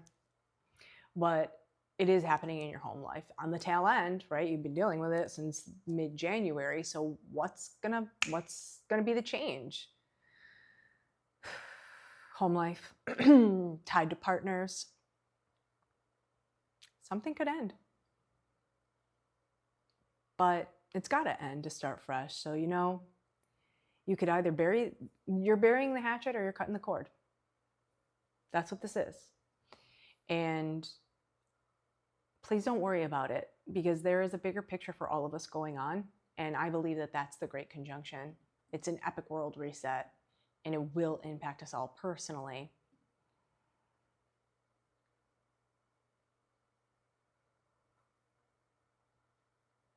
So it starts here. So you see Saturn and Neptune are right there at 0 degrees of Aries. 0 degrees is a clean slate in your house of work and health. So this is an epic reset. But the deal is that Saturn needs you to take this seriously. You know, how you communicate with your family is very important. The third and the fourth houses are activated. About relationships, about caring for elderly parents, about, you know, like picking up the house and doing the grocery shopping. Like, who's doing what here? Like, if you have a really long commute, maybe you're talking to someone about moving so you could, you know, spend less time traveling back and forth. This is going to happen for 3 years. It's very karmic. But Neptune's 14 years, because there's retrogrades involved. Neptune is confusion, and it's tied to your love life. It's tied to your kids. It's tied to small business, hobbies, and sports. And that is going to impact your health. Kids impact your health. Work and business impacts your health. Kids impact work. Business impacts schedule.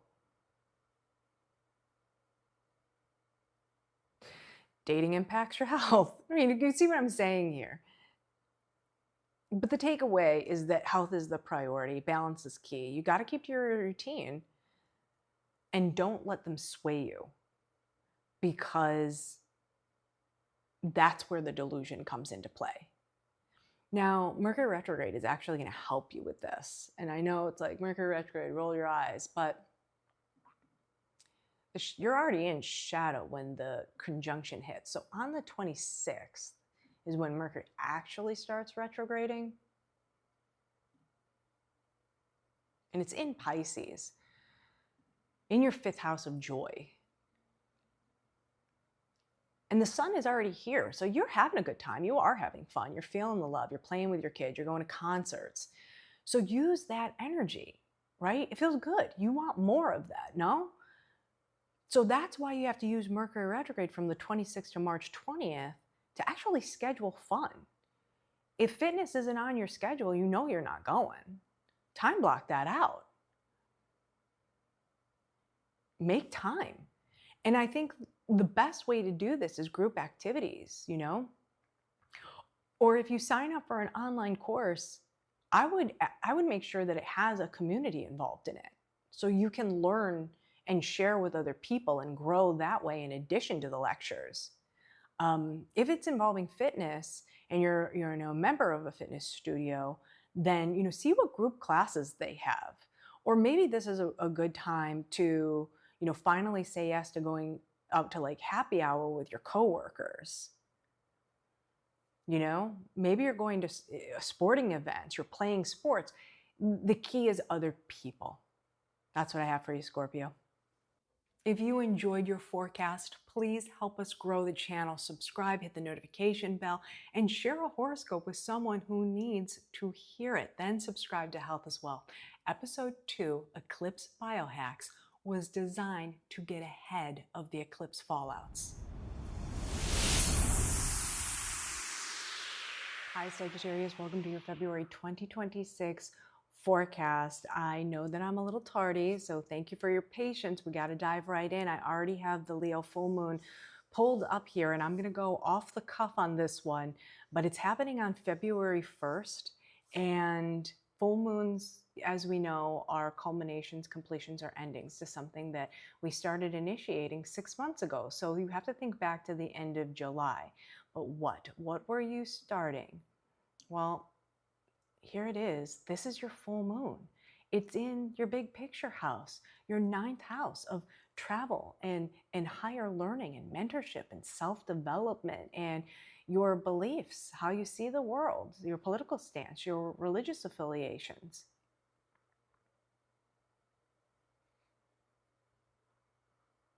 So some of you started education or you started traveling on something. Now, this can also be legal matters. But this full moon is in opposition to all the Aquarius energy. So here's what's happening. The middle of July, Venus moved in first, then Mercury. Then we had the Sun and Mars, and Pluto obviously has been there for a while. But all of these planets crossed over Pluto. So it's been really intense. And for you, it's impacting your 3rd house of communications. So that's certificates, that's contracts. It is short trips. For some of you, you're moving. You have moved. And by the way, this is the house of rentals. So I don't think you're buying property. I think this is an Airbnb or short-term situation, but your relatives are involved. There's vehicles. Maybe you're posting a lot. It's a really, really busy time, but there's shocks to your schedule coming in. That's the Uranus element. And you could be more accident prone at this time. And, your fingers could be tingling. Maybe, from all that posting that you're doing. It does involve your 5th house. So kids, lovers, small businesses, they could be the trigger of sleepless nights, of isolating yourself.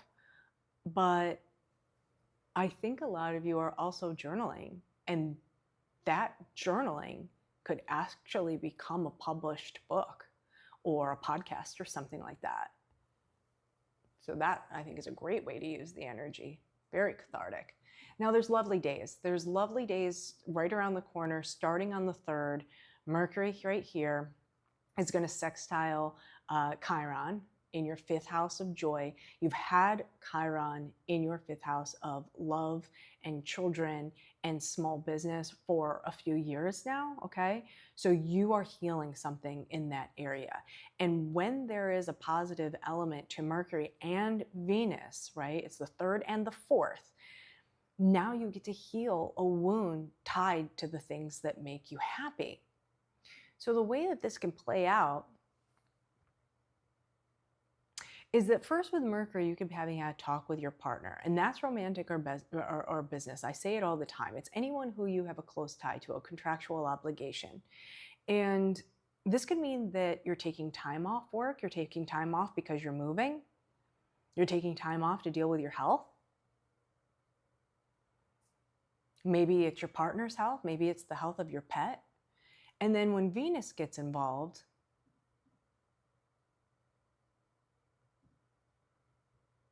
well,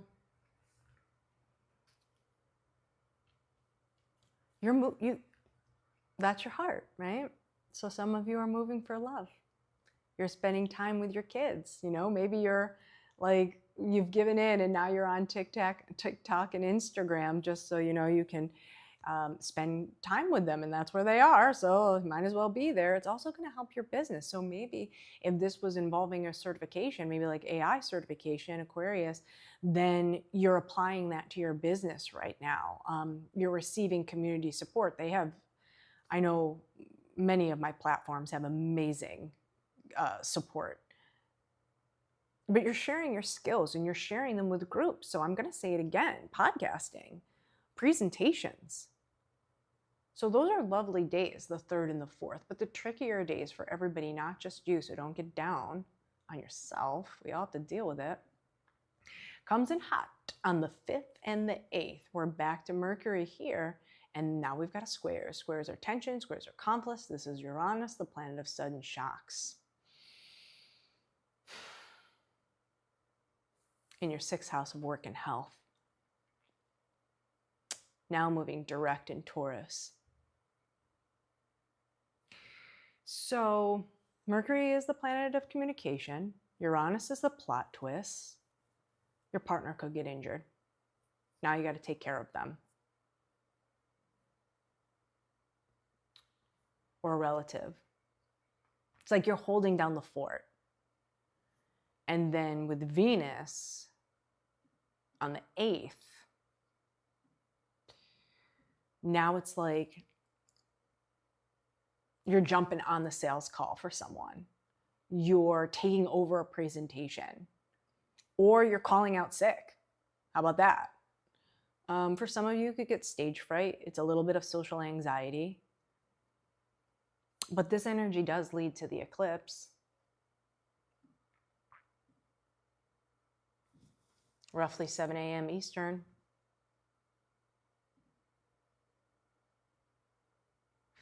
And I say that because I like to be accurate on the wheel, but you know that, where are you? Wow, I can tell I'm getting tired. But you know that eclipses are, even though the energy is all building in Aquarius, so you have a vague idea of what's coming, they still come out of left field. They can roll out for 18 months, especially when we have that nodal change, and they can impact your life for decades.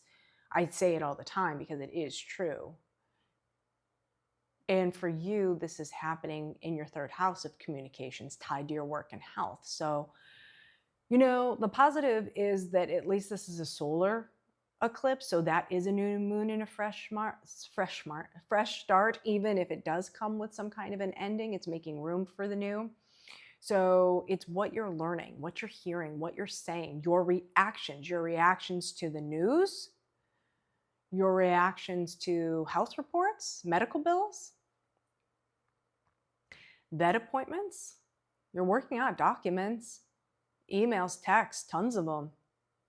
I mean, if you don't mean it, don't say it.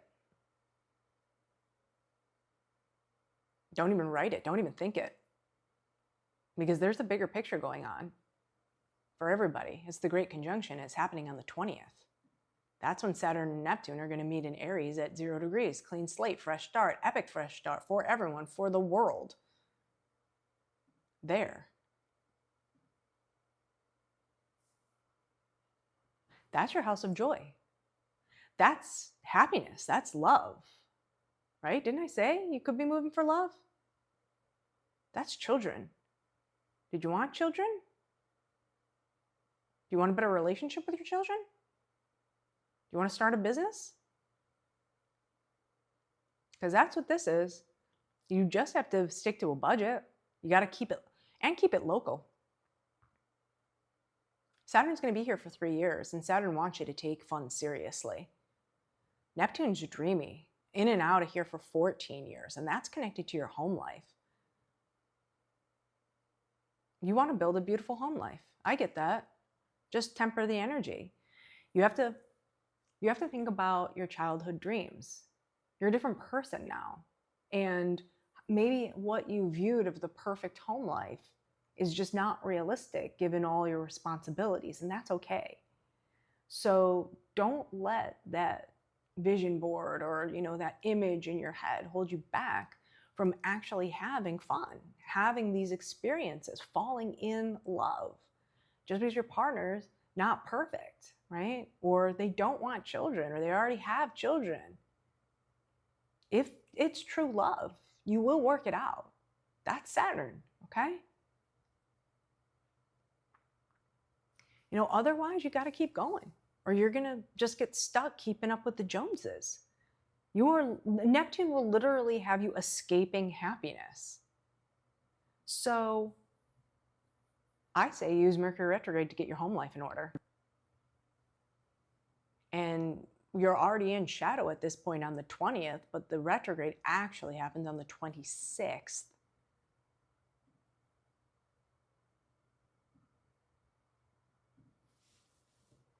And the sun's already here. Sun's been here since the 18th. And that's your home life. And that's travel and education and expansion and learning through life experiences and ceremonies. So that's all wonderful, right? That's the sun shining spotlight on your home life and all those great things. Laughter in the home, your family's happy, you're traveling together, you're studying at home, you're teaching them, you're learning from them, you're gaining knowledge from your parents. You're like, oh, that's what they meant. Now that you have children, or you're thinking about having children. You know, ceremonies, graduations, baptisms, how life can be. So the Mercury retrograde is actually going to help you talk to partners, romantic and business, therapists, clients, about, again, that ideal home life. Manifesting things together. If your dreams are supported, you're golden. But if you're not on the same page about politics or religion, your home life is going to impact your career and your status. And that's hard. And for some, this does mean divorce. And the paperwork is actually the legal paperwork or the mediation. So I hope that helps. February is an intense month for everyone. It is the most intense month of 2026. Stay calm, carry on. I am here if you need me. If you enjoyed your forecast, please help us grow the channel. Subscribe, hit the notification bell, and share a horoscope with someone who needs to hear it. Then subscribe to Health as Well. Episode 2, Eclipse BioHacks, was designed to get ahead of the eclipse fallouts.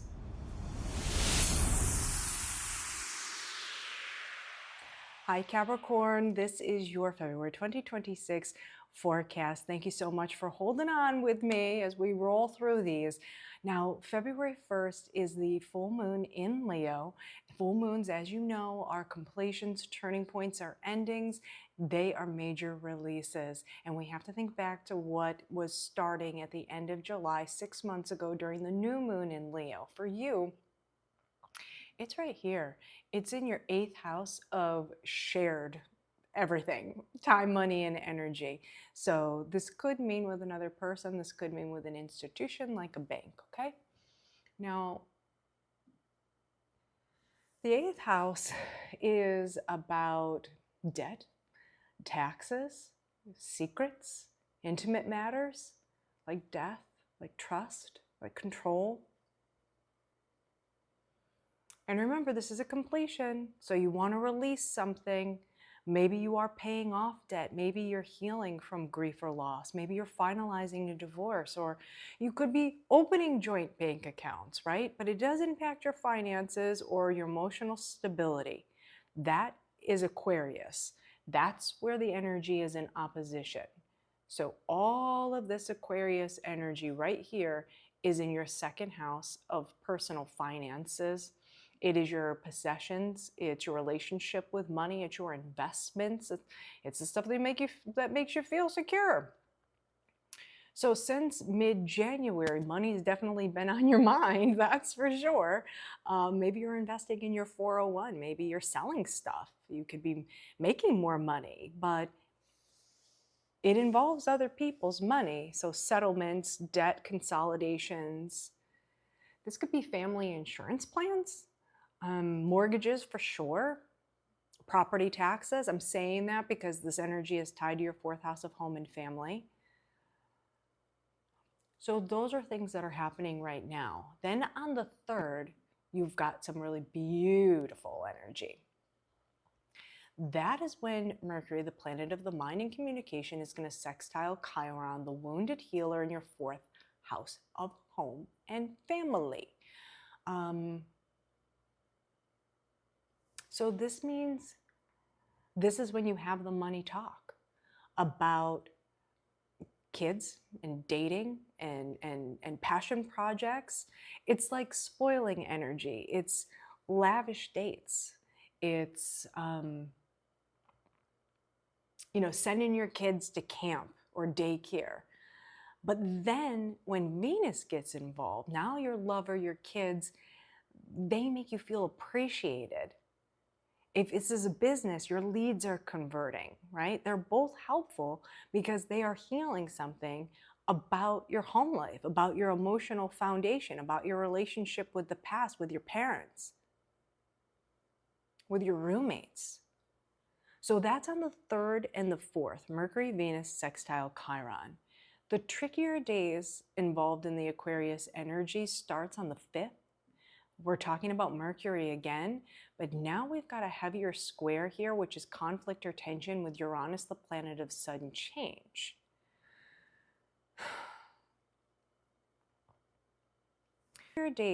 So you're having those money talks, dates, camps, advertisements, they do all add up. You have to dip into your bank account. That's stressful. You're overworking maybe to make money. Some of you are getting married. The wedding is costing a lot. Maybe you're doing a lot of projects yourself to save, right? If this is involving legal fees that are adding up, maybe you're using ChatGPT to kind of figure stuff out before you pay the attorney those billable hours, right? At least you know what to be asking them. And then Venus is like accused, you're accused, or someone's accused, like love bombing, guilt trips. Your boss says, stop bringing your personal life to the office. Maybe that's how it impacts your money. You're missing your quota. Or you find out suddenly that your benefits are being cut and you no longer can have your family on your insurance plan.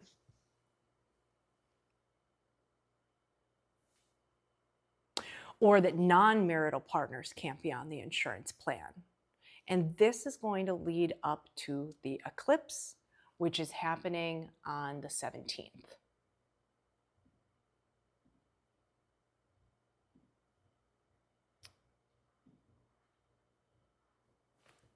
7 a.m. Eastern-ish.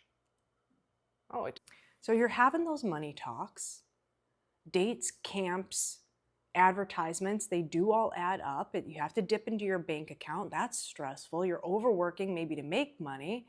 Some of you are getting married. The wedding is costing a lot. Maybe you're doing a lot of projects yourself to save, right?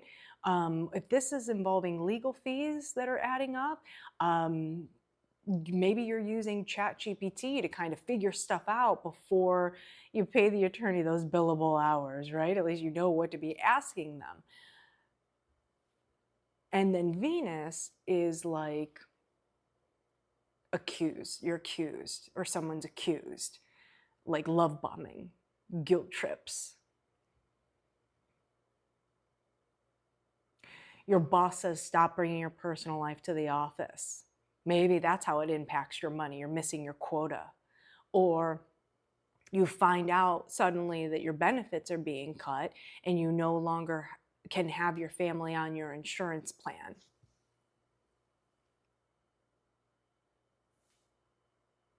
Or that non-marital partners can't be on the insurance plan. And this is going to lead up to the eclipse, which is happening on the 17th.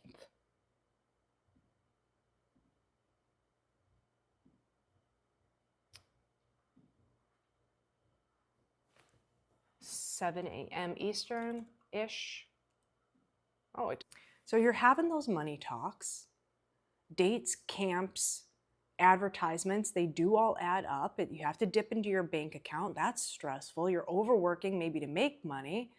Some of you are getting married. The wedding is costing a lot. Maybe you're doing a lot of projects yourself to save, right?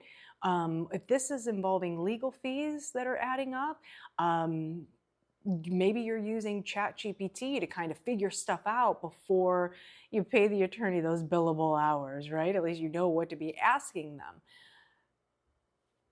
And then Venus is like accused. You're accused, or someone's accused, like love bombing, guilt trips. Your boss says, stop bringing your personal life to the office. Maybe that's how it impacts your money. You're missing your quota. Or you find out suddenly that your benefits are being cut and you no longer can have your family on your insurance plan.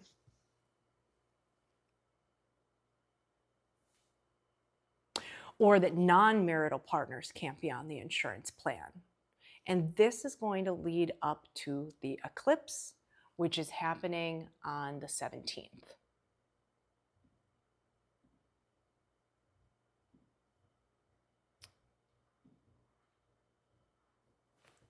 7 a.m. Eastern-ish. So you're having those money talks, dates, camps, advertisements, they do all add up. You have to dip into your bank account. That's stressful. You're overworking maybe to make money. Some of you are getting married. The wedding is costing a lot. Maybe you're doing a lot of projects yourself to save, right?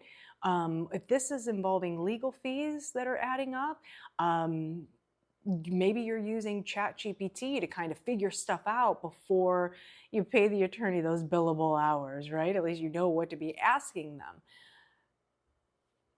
And then Venus is like accused. You're accused, or someone's accused, like love bombing, guilt trips. Your boss says, stop bringing your personal life to the office. Maybe that's how it impacts your money. You're missing your quota. Or you find out suddenly that your benefits are being cut and you no longer can have your family on your insurance plan.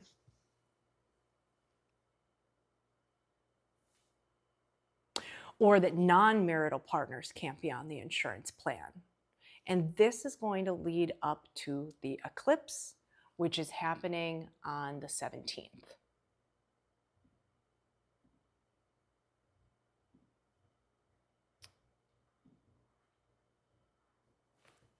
7 a.m. Eastern-ish. So you're having those money talks, dates, camps, advertisements, they do all add up. You have to dip into your bank account. That's stressful. You're overworking maybe to make money. Some of you are getting married. The wedding is costing a lot. Maybe you're doing a lot of projects yourself to save, right? If this is involving legal fees that are adding up, maybe you're using ChatGPT to kind of figure stuff out before you pay the attorney those billable hours, right? At least you know what to be asking them. And then Venus is like accused. You're accused, or someone's accused, like love bombing, guilt trips. Your boss says, stop bringing your personal life to the office. Maybe that's how it impacts your money. You're missing your quota. Or you find out suddenly that your benefits are being cut and you no longer can have your family on your insurance plan.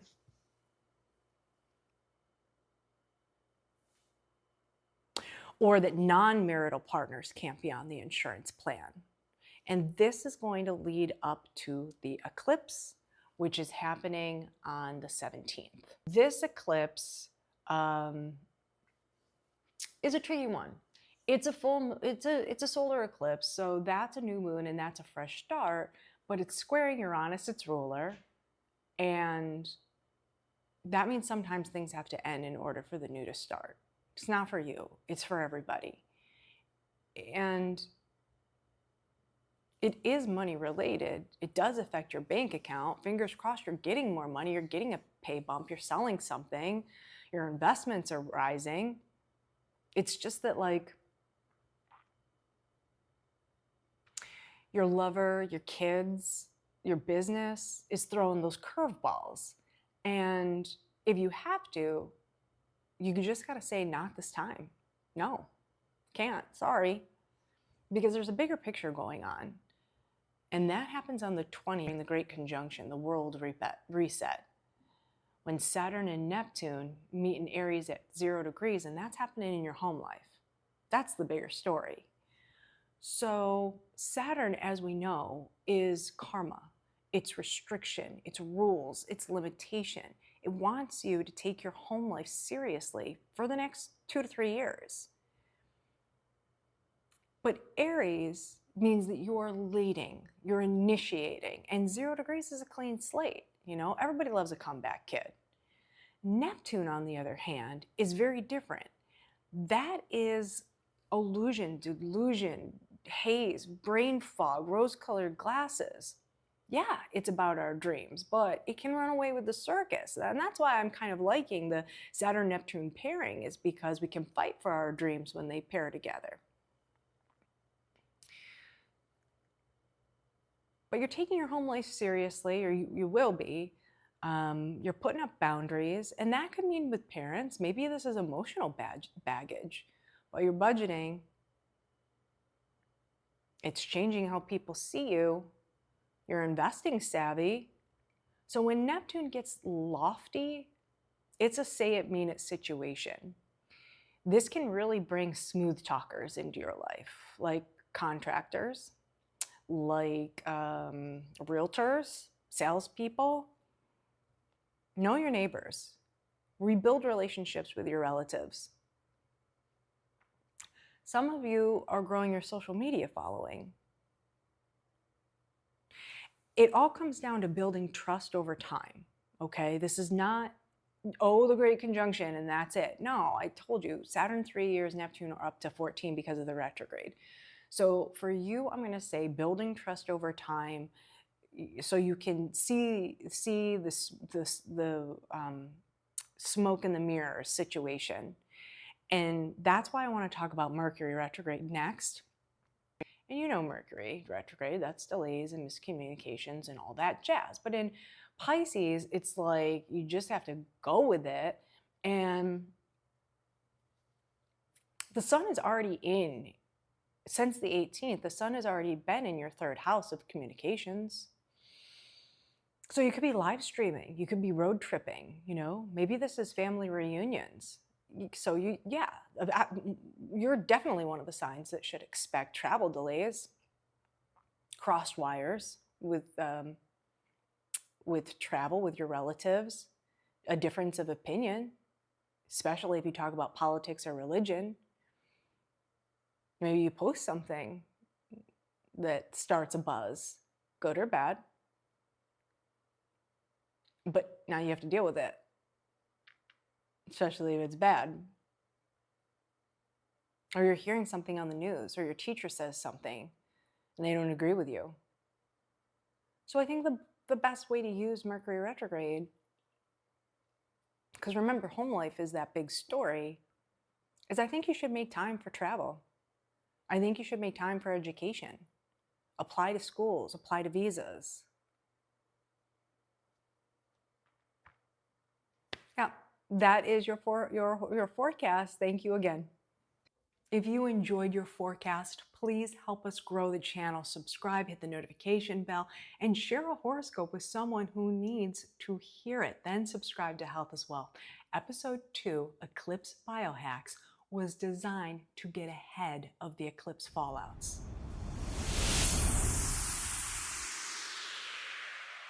Hi Aquarius, welcome to your February 2026 forecast. Listen, before we start, a little one-on-one time, you and me. I know you're going through it, okay? I am reading the comments. The highlight reels have already rolled out, and I hear you. I'm an Aquarius moon. I have a lot of Aquarians in my life, and I'm also a fixed sign. I'm a Taurus. So the fixed signs have been going through it. So I am going to be very transparent with you. I am going to give you the challenging days. I'm also going to give you some sweeter days to look forward. But here's what I need you to know. Aquarians right now are kind of carrying the weight of the world on their shoulders with Pluto now settled into Aquarius. So these are like the growing pains that come with leading by example. It truly is an honor, but I know that you are going through some stressful situations right now. So first I want to talk about the Leo full moon. It's not a bad full moon, but full moons typically are releases, culminations, and endings to something that we set in motion 6 months ago, right? And for you, this energy is falling in your 7th house of committed partnerships. Anyone you have a contractual obligation with. That can be a spouse. That's not someone you're dating. This is someone, again, you're committed to. It can be a business partner. It can be a therapist or a client or even your marketplace, okay? You have a contractual obligation with the people who you sell products and services to. So think back to what was happening then. It's also about self-awareness. So if a relationship is closing out, it's because you realized that you are not a match. But also, your marketplace could be making money, and that could be the big culmination. But something is ending to make room for the new, because you are changing. I mean, come on, it's inevitable. All of this energy right now is in opposition to the planets in Aquarius. I mean, the Sun, Mercury, Venus, Mars, Pluto, for 20 years now, all in your 1st house of self, of body, of identity, of how you see others, how others see you, your outlook on life, your perspective. That's intense. It doesn't mean bad. It just does mean intense. And that's why you're feeling the pressure. All eyes are on you. It's like you're feeling the burn of the stare. Again, the weight of the world. Your identity is changing. Your body is changing. Your style is changing. At the very least, you're getting new haircuts. But this can also mean pregnancy, right? Or, you know, you were single and now you're a couple, or you're a couple and now you're single. The sun's on your partners, though, so they are glowing. The relationship is warm. You're communicating well. Your career is getting a boost. Your marital status is making you feel good. You know, it is a change, but I just don't see it as bad. And there are some really beautiful days that are happening on the 3rd and the 4th. Mercury, the planet of the mind and communications, and Venus, what you love and what you prioritize. They're going to be in a sextile, both of them, to Chiron, the wounded healer, which is in your 3rd house of communications. This is an announcement. I'm pregnant. This is, you know, the baby is born. It's connected to your 4th house. So this is an approval of a home loan. Or, you know, well, definitely, you're finally speaking up about something, right? You're posting it. You're sharing the news. And then when Venus gets involved, people are replying to the housewarming party, to the baby shower, to, you know, the invites. It's your registry. You're closing on a house, and now you're a homeowner, and that's the announcement that you're making. So the challenging days are on the 5th and the 8th. Not for you, for everyone. So let's talk about them so we can prepare for them. The 5th, the 8th, it's Mercury and Venus again. Only now what's happening is they're in a square to your co-ruler, Uranus, which is sudden shocks and surprises. And Uranus is in a fixed sign. Taurus, me. Lucky me. I only have a few more months though. So what does this mean? So now the mortgage or the loan has some kind of a high interest or PMI. Your property taxes increase. You get a big construction bill. Maybe you're spending on redecorating, right? You want your furniture to match your new wardrobe, your new style. But the kids aren't helping. Your lover's upset, maybe because you're not including them in the decoration. So now they're like, oh, well, this is obviously not serious if I can't even pick out a couch or curtains. If this involves a home-based business, then your kids could actually be disruptive. I mean, you've seen the Zoom calls where the kid comes in the background, is all dancing and whatever. Yeah, it's funny, but not when you're trying to close a big deal, right? And Venus is more about like a legal matter. It's a, or like disputing charges. Maybe your in-laws pop up at home and you're like still in your robe, or, you know, you're working in pajama bottoms on your Zoom call, something like that. It's just like, it impacts your work a little bit. And this does lead to the eclipse. And of course, it's a solar eclipse in Aquarius. I know, I'm reading your comments, I promise, and I'm trying to answer all of them. Maybe that's why these are so late. I'm thankful. I would rather have the comments than no comments. But this is happening at 7 a.m. Eastern on the 17th. It's a new moon solar eclipse, so that is a fresh start, even if you have to end something in order to receive that fresh start. And it is happening in your first house of identity, and Uranus is connected to your fourth house of home and family. See, I'm getting stressed. You're stressing me. You're not stressing me. Eclipses are what you don't see coming to your identity and your home life. You're not single anymore. You're not living alone. You got to pick up. There's others to consider. Or now you are alone. And what are you going to do with all that silent time? What are you going to do with all that freedom and independence that you wanted? You asked for it. Now what are you going to do for it? It's an emotional cost. But there's a bigger story going on for everybody, and that's the Great Conjunction. So even though you've got all this energy piled up in your first house of self, Aquarius, and you've got the eclipse there, I honestly think that the conjunction is a bigger story just because it lasts longer and it involves Saturn, which, by the way, is your co-ruler. Uranus and Saturn. You get a double dose, okay?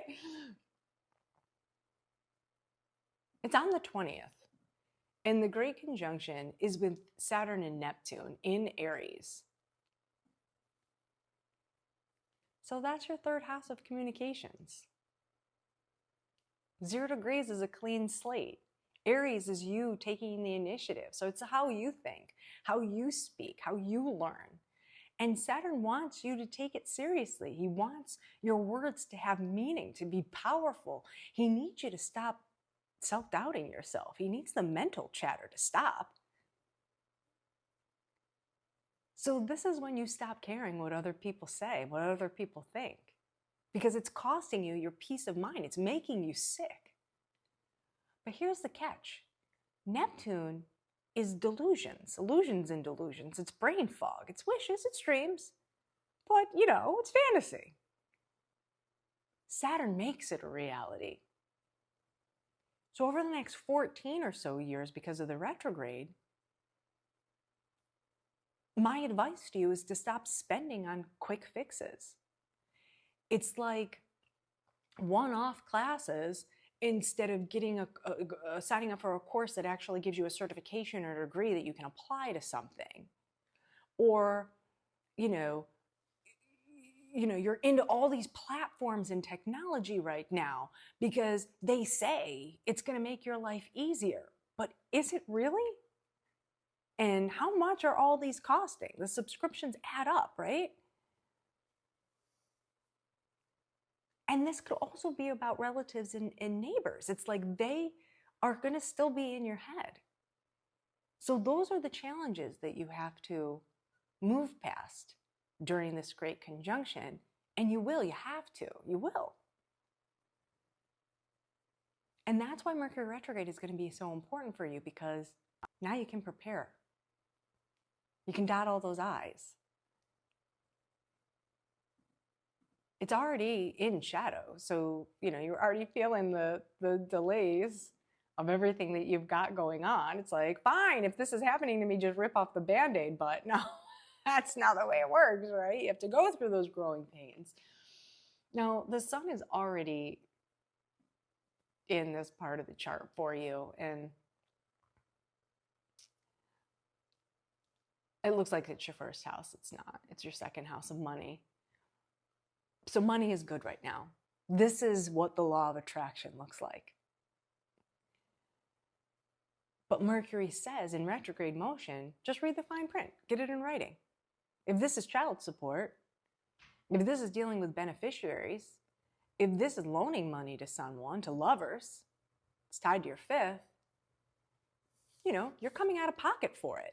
And therefore, you want it in writing that you're going to get paid back. Projects and hobbies, they do cost. So you have to have a budget. And please, no insider trading, okay? If you enjoyed your forecast, please help us grow the channel. Subscribe, hit the notification bell, and share a horoscope with someone who needs to hear it. Then subscribe to Health as well. Episode 2, Eclipse BioHacks, was designed to get ahead of the eclipse fallouts.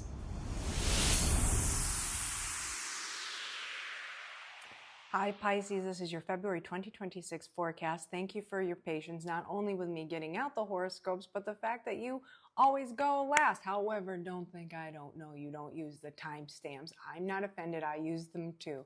So let's get started. Right now, you've got the Leo full moon pulled up on the screen here. It's happening on February 1st. It is a completion, culmination, or ending to something that you started initiating 6 months ago. And for you, it's happening in your 6th house of work and health. So, typical with this could mean that, a big project at work is completed. For some of you, you're quitting your job, right? It's a Jerry Maguire moment. This could be a health milestone. You're quitting a bad habit. I would say cuddle with your pets. They're going to be important, and every day is a blessing, right? Now, this energy is in opposition to Aquarius, right there, which is all happening in your private 12th house. This is where you heal. This is where spirituality comes into play. But this is also about vices and addictions. And when I say vices and addictions, and I know I have to repeat myself every time because people automatically assume that it's drinking, smoking, sex, etc. It's not. It can just be oversleeping and overworking, because you're oversleeping because you're overworking. Like you're overworking and all you have time to do is sleep. That's all this means, okay? But all of the energy is going there. So typically, if you actually think about year after year, when it reaches time for your birthday season, you do retreat. You hibernate. It's like you're getting ready to be on display a little bit. So you're catching those extra Z's. But Aquarius energy is also electric. So you definitely could be wired yet tired. And this has been happening since mid-January when the planets started to move over there. You're definitely in your head about private matters. This is always a mental health house, feeling exhausted but not being able to sleep. The news has you going one way or the next. There's emails and texts coming in because there's a tie to your 3rd. Schedule changes is the tie to your 6th. It's costing you. It could be a legal matter, travel and education bills. So I understand that you are under pressure, okay? You're not an Aquarius, but you're still under pressure. We all are. I'm reading your comments. So let's talk about the good days to work with, because the 3rd is a beautiful day. Mercury, the planet of the mind and communications. Here. Is in a sextile with Chiron, the wounded healer, in your 2nd house of money. That's where the wounds have been for the last so many years, 2 or 3 years. It's financial related. But you have an opportunity to heal that on the 3rd and the 4th.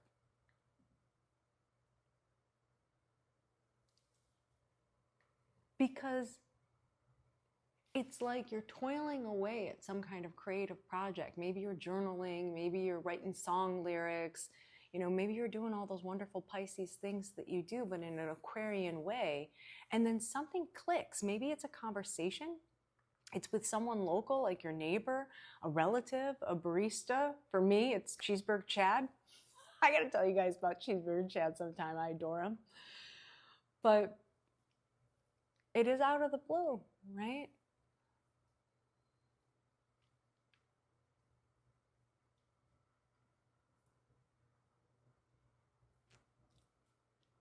And I don't think that that's a problem, because it solves a problem about your home life, connection to the fourth, about your relationships, connection to the seventh, business deals. It helps solve a money problem. And then Venus is the actual tangible result. It's like a loan, a grant, an investment, a late fees dropped, you get a free trial. Again, it's helping your bank account. So those are the third and the fourth. The trickier days, we all got them, is on the fifth. That's when, the fifth and the eighth, that's when Mercury and Venus are now going to square Uranus. Squares are tension. They're conflict. Uranus is sudden shocks and surprises, changes, plot twists, curveballs.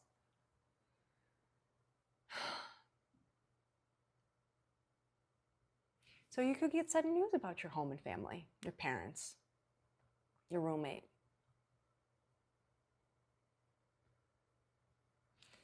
And it does impact your relationships, your spouse, your therapist, your astrologer. Maybe, you know, you forgot that that loan or that investment is not free money. You got to pay it back with interest. Or the grant has strings. You know, I worked a lot with grants, and, you know, sometimes you have to have a certain tech stack, some, you know, software to actually show that you are creating a certain amount of jobs. Sometimes you actually have to move to a certain community, so your business is assisting that community. So, you know, those could be strings attached that come with that money.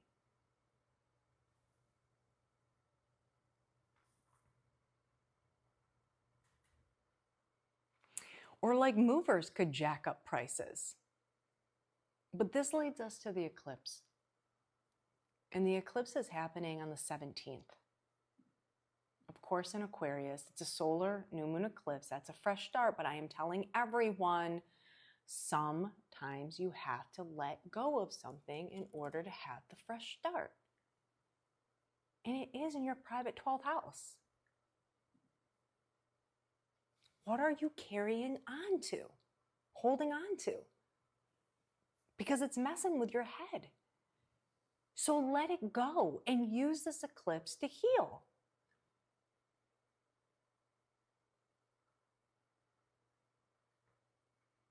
Or a relative or neighbor could suddenly be like, hey, we're going out. I got to get you out of here.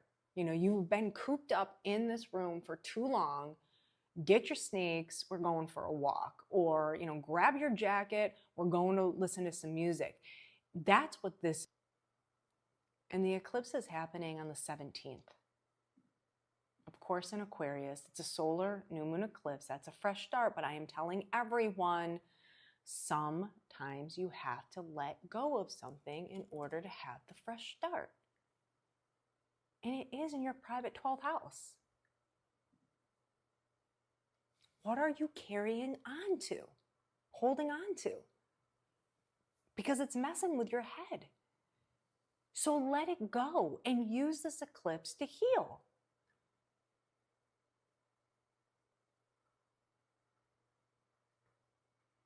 Or a relative or neighbor could suddenly be like, hey, we're going out. I got to get you out of here. You know, you've been cooped up in this room for too long. Get your sneaks, we're going for a walk. Or, you know, grab your jacket, we're going to listen to some music. That's what this is.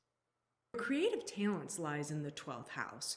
So maybe this little excursion is like karaoke. Maybe you're handy dandy when it comes to trivia. I am not, so please be on my team. For some of you, this is the house of self-sabotage. So You could be quitting habits, right? The eclipse is a quitting, is eclipsing a vice from your life. You know, you're not going to the bar anymore, places where there are vices. You're going to you're not listening to music that makes you sad. I know you know what that means. Cut it out. You're not numbing yourself to sleep, right? Getting wasted and not remembering what you said, where you've been. That could be the eye-opener here.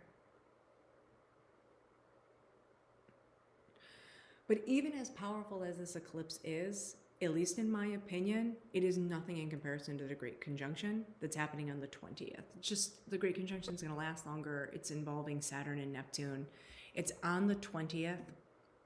It's a world reset for everyone. And when the world resets, it obviously impacts our lives.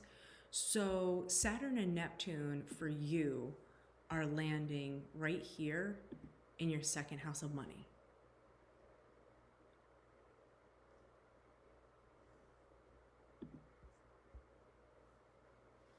0 degrees, Aries, you're making the change. You're making the change to make more money. But Saturn says you got to take this seriously. Saturn is karma and rules, and he's going to be here for 3 years. You got to have a budget. You have to change your relationship with money. This is like tough love about your self-worth. You don't need it. This is testing your value. You are worth the income. You're worth your higher prices. You have the gifts. You have the hidden talents. You are Pisces. You're good enough. It's tied to your social life. So I'm going to tell you this right now. Not everybody's your friend. You know. You know, but it's still hard. Not paying for your friends, for social circles like fraternities and sororities. You're not posting for likes. Because all of that impacts your mental health. It causes the isolation and the insomnia. It's the doom scrolling. It's all that noise. That's when you need to escape. And Neptune is escape. That's your ruler. Your co-ruler. Jupiter's your other ruler, and it's going to be here for 14 years, brain fogging you. It wants you to spend on your image, protect secrets. But it will impact your body, how people see you, how you see them, your identity. So during the Great Conjunction, you need to find your people that are healthy and supportive, that aren't going to coerce you into the vices, but instead those people that are going to knock on your door and say, grab your sneaks. So when Mercury retrogrades, these are the things that you want to tie up loose ends about, right? You're already feeling the shadow, and Mercury retrograde is always miscommunication and delays, but we can get more specific than that. And by the way, happy birthday. Because by this point, the sun has moved into Pisces on the 18th. That's you. So now you have to come out of hibernation. Sorry, we're having parties. And you're feeling rested now. You know, you're getting attention. You're looking good with your birthday. And your Mom, you're looking good in your birthday suit. I said it. But on February 26th to the 20th, when Mercury retrogrades,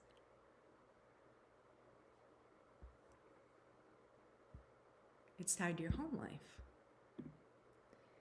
So you got to get your home life in order. You got to clean. You got to redecorate to match the new you. You got to set the boundaries in the relationships. You know, I just saw a documentary about sleeping in separate beds. My grandparents, both sets slept in separate beds. My parents slept in separate beds. They were all high school sweethearts, every single couple, married till death did them part. So I think there's something to it, right? So I'm just going to throw that out there. But if you're working from home, you know, you have to pay attention to your hours, right? You are not on call 24/7. So during Mercury retrograde, this is when you could like time block your Calendly so people can't just book calls at all hours. This is when you can put do not disturb on your devices, on your calendar. Yeah. That's what I would be doing during Mercury retrograde because again, the Great Conjunction, that's the bigger story to me, and that's financial related. Okay? If you do your due diligence, you can make the money. Okay? Dream big, Neptune, Saturn makes you have a budget and makes you get serious about it. So that's what I have for you, Pisces. Thank you. If you enjoyed your forecast, please help us grow the channel. Subscribe, hit the notification bell, and share a horoscope with someone who needs to hear it. Then subscribe to Health as well. Episode 2, Eclipse BioHacks, was designed to get ahead of the eclipse fallouts.